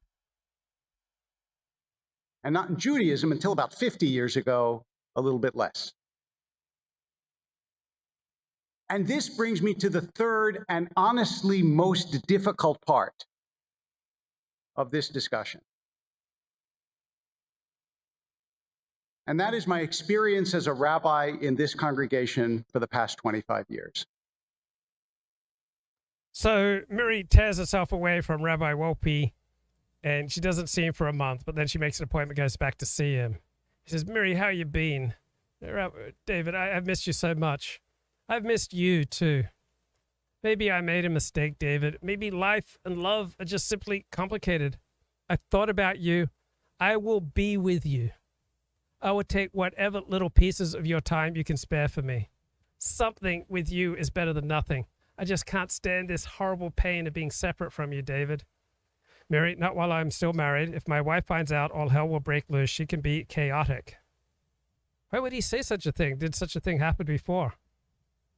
And I reply, "I'm sorry, I don't know what came over me. I got to run." And David goes to hug me, but I move away. And I change my phone number. And I don't hear from him again. Then 6 months later, she makes another appointment, goes to see Rabbi Wolpe. He smiles when he sees me, but there was something about him that seemed different. His energy was different. He seemed anxious. We took our usual seat. He was really fidgety. He says, "Anything new?" And "Why haven't you said anything?" "About what? What do you mean about what?" "I mean, about what? What are you talking about? You mean you don't know?" "David, know what?" "I'm getting divorced." "What?" "Congratulations, I guess." That's not the response I was expecting. I guess I don't know what to say. Thought you knew. We sent out a letter to the congregation letting them know that we are ending our marriage. I wondered why I didn't hear from you. "Well, David, I unsubscribed from all correspondence when I canceled my membership and stopped coming here." Oh, I didn't know that. I'm horrified. Miri, what's wrong? Talk to me. Newly divorced, handsome 51-year-old man. Guess it's time for you to play the field and sow your wild oats. Miri, I'm not that kind of man. No doubt women will be throwing themselves at you. Now he's going to have to go through his sowing his wild oats phase. I was not going to be able to deal with that. That would utterly crush me to see him with other women and stick around waiting for a call where I was getting it all out of his system. There was just no way. This would kill me.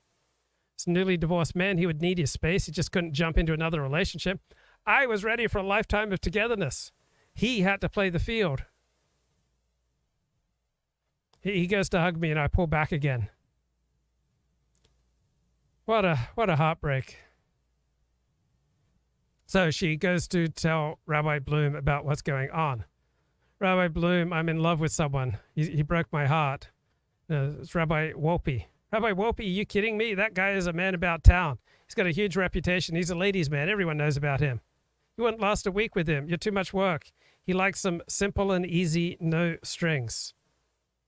How can you say such a thing? Has he called you? Has he offered you a life together? Did you ever tell him that you love him?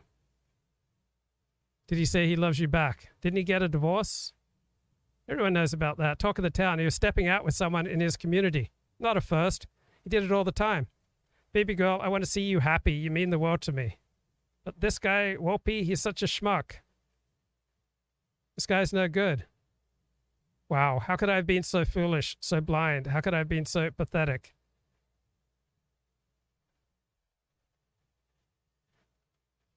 So months go by, and she finds herself thinking about Rabbi Wolpe. It's been 4 months now since they last spoke. Now we're talking spring of 2011. It is March, and there's a big event at Sinai Temple, and she decides to go to Sinai Temple.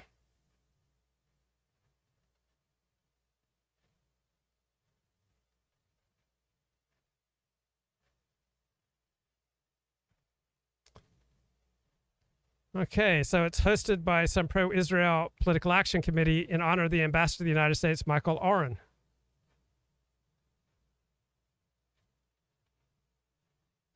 So I walk up to the front entrance and there's quite a commotion going on. Then David Wolpe comes out, tells the security guards that some woman who was trying to get in was clear to enter.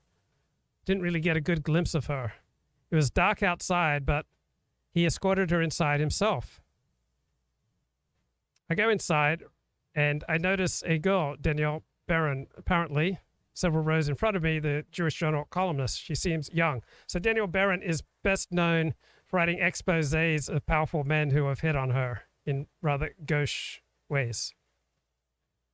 What stands out to me about Danielle Barron is how much makeup she has on. It was a lot. She seems to really fixate on Rabbi Wolpe, so much so that she noticed that he had his eyes on something. So 5 minutes into the program, Rabbi Wolpe saw me there and he never took his eyes off me the whole time. She's clearly quite concerned with who or what he's staring at so intently as she's busy scribbling on a notepad herself. Finally, unable to stand it much longer, she gets up, walks to the back to see what the heck he's looking at, and that's when I see how tall she is. And that's when I discover that her eyes are on me. Never once bothered to look at her or to look away from me. He seemed really self-conscious during the talk, as though he knew I was examining his behavior. I left immediately. It was the last time I ever saw Dan. So January 2012, she goes back to Sacramento. She visits Mosaic Law Congregation. And the place looks amazing. I mean, they've really done it up well. Talk about the Kaschenberg, Ostro, Haywood Library and Cultural Center is just gorgeous. Just beautiful. And she goes inside and there's a life-size portrait of her rapist on the wall. Now, this can really bum you out. You go into a synagogue and there's like a life-size portrait of your rapist. So it's not a good feeling. Now, Mary's walked to the synagogue dressed to the nines. So beauty is a shield and a defense. And at the synagogue, guess who she sees? She sees Saul, her rapist. And he says, Mary, do you remember me? Of course. How could I ever forget? Now, the rabbi is looking over and seems uncomfortable. So, yeah, a lot of rabbis tend to feel uncomfortable when a rapist and his victim, kind of meet up in synagogue. It's really a bad feeling. So you can understand. And so Saul says he donated $3 million to Mosaic Law Synagogue, so they put up a plaque to celebrate him. And then he asks her, have you ever really loved anyone?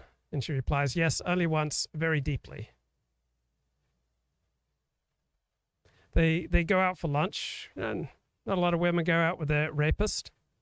And the next Sabbath, they sit together in the library that's a tribute to the rapist during Torah study. Now, the rapist, Saul, he actually gives zero fucks about Torah study. That kind of stuff doesn't interest him, but he is interested in beautiful women. And since I love Torah study, he sat there. Then he takes her to lunch. And he starts talking about his involvement with AIPAC and how he's a big money donor, like buying tables of $50,000 a plate. Talks about President Obama was there and big name rabbis like David Wolpe from LA. And Rabbi Wolpe? Oh, very well. Rabbi Wolpe was there with a young girl, probably Danielle Barron. I mean, she was of age, but she had to be in her mid-20s at best. She was tall. Danielle Barron clearly head over heels for him. So this is the rapist filling in Miri. I've known Rabbi Wolpe for years. I started to kid him about some things from the past. He got upset and he told me to tone it down, that his girlfriend didn't need to know about all that. Oh, wow. What kind of things? He's a really sick guy, off in the head, one of those weird types. So here's her rapist calling Rabbi Wolpe a sick guy.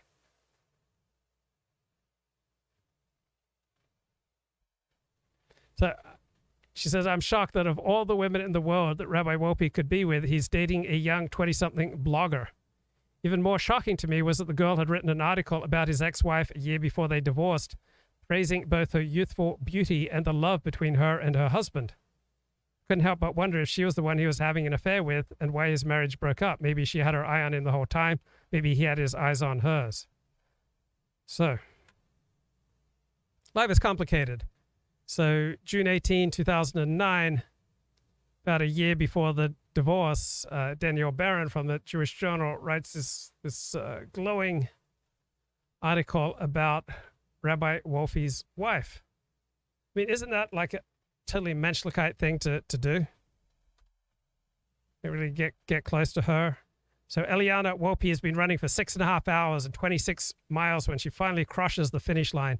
Dripping sweat and beaming, she jogs past screaming crowds with her arms stretched triumphantly over her head. Then she locks eyes with the people she was running for, her husband, Rabbi David Wolpe, and their 12-year-old daughter, who had stood huddled together on the sidelines, waiting to embrace her. Eliana burst into tears, and the threesome collapsed into a tight embrace, gripping one another and sobbing. The rabbi kissed her passionately. The Wolpes celebrated their moment of triumph. This was for them a victory over illness, a repudiation of the cancers that have haunted them and destroyed their sense of safety.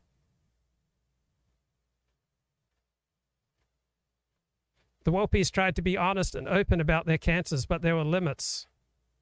Each coped differently. Eliana found that cancer offered her the benefit of pain. At 43, she is cancer-free and shows no sign of her battle with her disease. She is lean and fit and incredibly youthful-looking with piercing, deep green eyes. Yet she is also light-hearted. She laughs with the pitch and frequency of a happy child.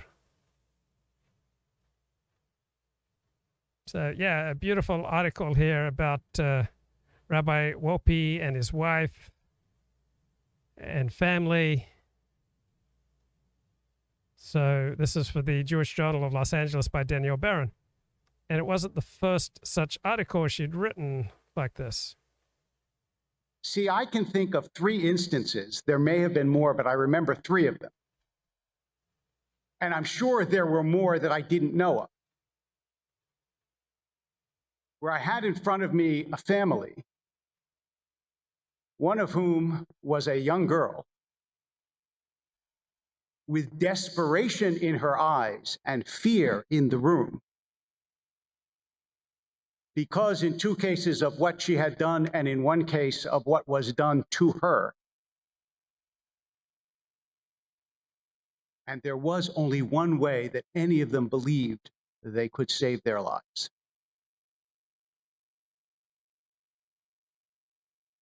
Now, if you can put yourself in that situation and say, nonetheless, I oppose that girl's chance to save her future. If you can believe that, and there are many people who do,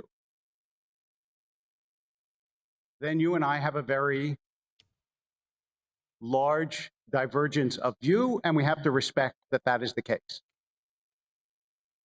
But if you know what you would do, then to be supportive of the possibility that if that girl had been born not in Los Angeles to a wealthy family and a respected family and a relatively well-known family, but in Alabama to a poor family, all I can say is you ought not to be comfortable knowing that that girl in Alabama can't have the same option that the girls who sat in my office had. So this is Rabbi Wolpe, according to Newsweek magazine, the most influential rabbi in America. So Rabbi Wolpe features in an excellent 2003 book called The New Rabbi. And on page 60, David Wolpe's father tells him he's not a scholar, but the retail business of religion has changed dramatically. David says, I don't think I could have had anything like the success I've had 30 years ago because I'm not a great scholar. Who's going to listen to me? But the field of religion isn't like that anymore. You don't have to write a book with 1,000 citations for someone to say, okay, I'll take this guy seriously. My editor said to me, I want you to speak from your own authority as a spiritual teacher. Nobody would have said that at the peak of my father's rabbinate. Today, there is a business of selling spirituality. Jewish groups pay very well for guest speakers. David Wolpe knows that some other rabbis refer to his work as Abraham Heschel Light. Now, in the September 11, 2008 issue of the Jewish Journal, Danielle Barron writes, apparently about David Wolpe, just before the high holidays last year, I was sitting in synagogue when I was struck by the star power of its rabbi. When he spoke, everyone listened, transfixed, as if the words he offered were revelations, inspiring, challenging, and healing all at the same time. At the end of his sermon, the congregants erupted in applause. I could hear them whispering about him all at once. He's amazing, several said. Brilliant. I love him. That's when the cantor's wife, who was sitting next to me, tapped me on the shoulder. You know, she whispered, I'm waiting for the story about what it's like to be married to someone in the clergy. That's when I began wondering about the people rabbis go home to at night, the people who don't just love the rabbi, but who also know the rabbi. For as long as rabbis have been arguing Talmud, their wives have been at home preparing Shabbat dinner. Yet that image, along with expectation for clergy spouses, has evolved. I became involved with a rabbi of my own, because as it turns out, God is not without a sense of irony. The night the man I am now seeing was ordained, he asked me whether I could see myself marrying a rabbi. I hesitated to answer. I didn't think I could bear missing someone so much. I wondered whether a rabbi could ever love their spouse as much as they love their work. A tough choice when your business partner is God. So at this time, Danielle's dating Scott Perlow, a conservative rabbi at Adat Shalom, also in Westwood. So you have to decide. If you were in that position, because it is not an abstract issue, it is a real issue, day after day after day, and you have to decide, what would you do? And I will tell you that I know that there are circles that are officially extremely opposed to this procedure for reasons that I respect. And yet, sotto voce, that is, softly, without anyone noticing, make exceptions because they can't stand the consequence of not doing so.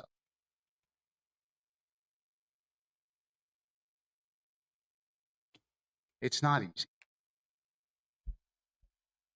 Nobody ever thought this one was. And we will not all agree. And I didn't give this sermon to convince you. But where you stand, especially in such an intimate and painful issue, depends a lot on where you sit, on what your life is, on who you know and who you've faced and who you've been.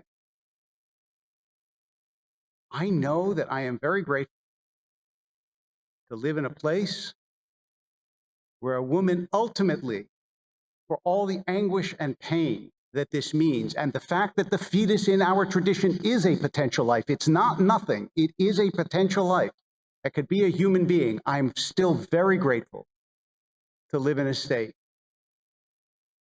where ultimately that woman who for so long didn't have a voice has the voice. And I hope and pray that one day we will live in a country, as we once did, where she will have it wherever she lives. Shabbat shalom. Shabbat shalom.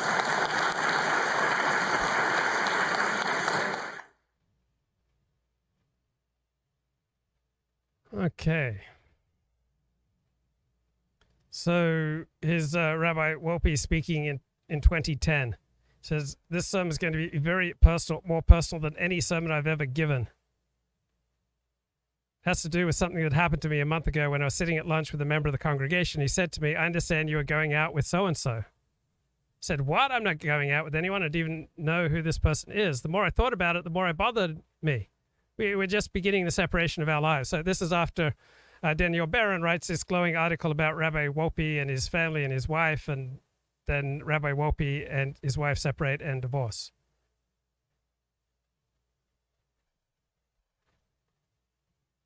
And Rabbi Wolpe says, I would never, when we are taking the first steps to lead separate lives, be going out with someone.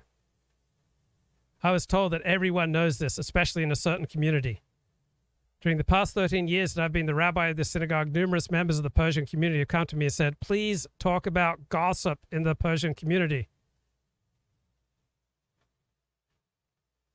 Says, I want you to know that if you're gossiping, you're wounding people. So Daniel Barron had the opportunity to write many times about Rabbi Wolpe. So May 10, 2010, Hollywood Jew, that's her stage name, has learned that two of LA's most influential and innovative rabbis, Sinai Temple's David Wolpe and E.K. Sharon Bruce, will head to the White House next week for the first ever Jewish Heritage Month reception with the Obamas. There's just this delicious car wreck quality to Danielle's life and work that makes it hard for even the most Torah-centric among us to look away. I mean, she's intensely ambitious. She's a 10 out of 10 on the beauty scale. She's got very good manners, and her writing is usually compelling. You know, sometimes it's compelling good, sometimes compelling bad. So her best writing comes in first person when she focuses on ridiculous people trying to hit on her. And the worst writing comes when she comments on ideas.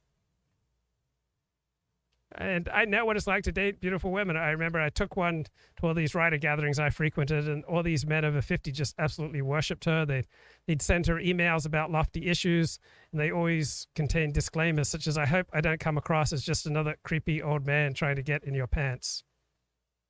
And a very good friend of mine made a serious pass at her, and when she rejected him, he stopped talking to me. So my girlfriend was ambitious, but she was without accomplishment. And so she tried to bond with my female friends with very significant credits, and they rejected her attempts. They complained, find my brain slowing down when I try to talk to her.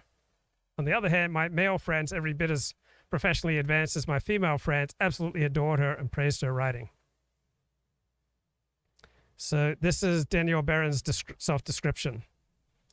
Born in the sticky heat of the Everglades region, where hurricanes whirl by every summer and mojitos are as ubiquitous as water, Miami is my native land. The year-long summers in Florida meant my move to Los Angeles wouldn't be too shocking. I was merely trading hurricanes for earthquakes, humidity for smog. But I didn't come here for the weather. It's just an added benefit. I ventured across the country because Hollywood is where dreams come true. And although I possess many passions, I'm enjoying the pursuit of journalism. So she loves talking about her intellectual interests such as architecture and French New Wave film. She's quite the public speaker. And she even joined Rabbi Shmuley Boteach on a panel to talk about materialism.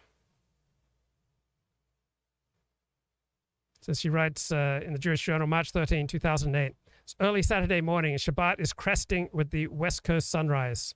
I dress, slip into a pair of heels, and ready myself for contemplative worship. When I was new in town, I could daven, throw back a shot of Menashevitz, and grab a piece of challah on my way out. But the days of passing through community circles unnoticed and unscathed are over. First time it happened, a well-dressed woman with ebony tresses and ample perfume pulled me aside during Kiddush and said, "Excuse me, are you married?"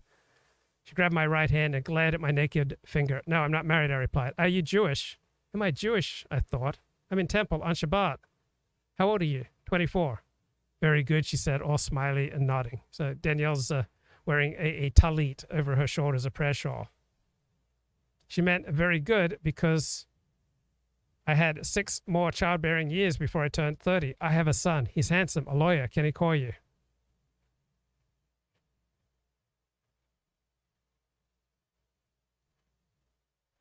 Now, I blogged this about 10 years ago. I feel queasy about writing anyone's dating life. I have ambivalence about publishing this, but Rabbi Wolpe frequently felt no ambivalence about weighing in with his opinions on Mel Gibson's private phone calls to his girlfriend. So Rabbi Wolpe wrote for the Huffington Post, July 30, 2010. "I suppose I am relieved to hear that people are dropping Mel Gibson right and left. His vile rant would be enough to bury any career." Remember, this is a private voicemail. Not only did he abuse another human being, but the admixture of rank sexism was enough for any Kenny watcher of the media to know this was a cooked goose. I mean, is there anyone who's not said things in private that he would not be ashamed about were they made public? I suspect even Rabbi Wolpe. So Dennis Prager had a very different perspective. Like, the notion that a man ranting at his girlfriend is now played for the world is disturbing. The vast majority of human beings in the midst of terrible anger say terrible things. It's none of my business.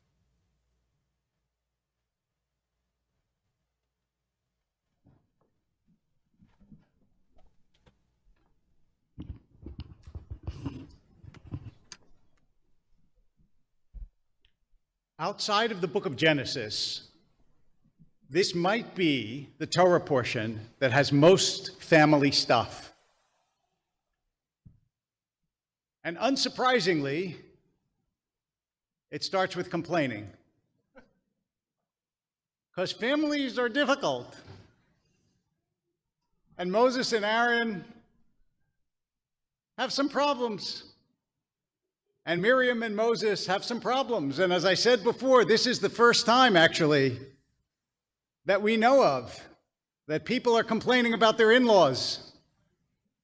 And it started a long and noble tradition when Miriam gossips about Moses' wife, who's her sister-in-law. And when we look at this, we wonder, like, why are families so difficult? Why are there always problems in families? In Genesis, we know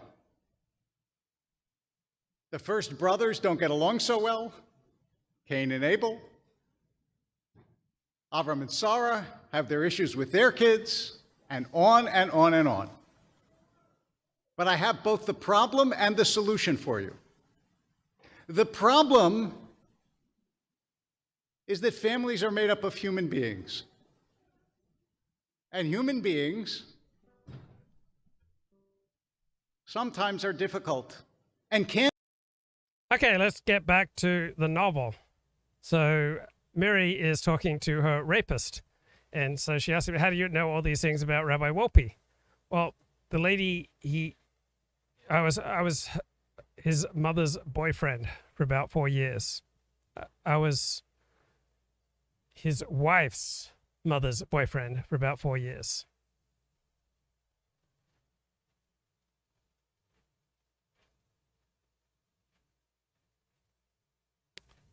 So things start to fall into place. So then I remembered she was the woman at the Arts Council that he was talking to 10 years earlier. So Rabbi Wolpe's wife's mother was the person that Miri's rapist was talking to 10 years earlier. So now her rapist starts showing her pictures of many women that he dated throughout the years. He's got this thick photo album. Lots of the women are naked or scantily clad. All of them are much younger. Most of them are Asian. He says, "You're the only woman who I didn't get a photo of."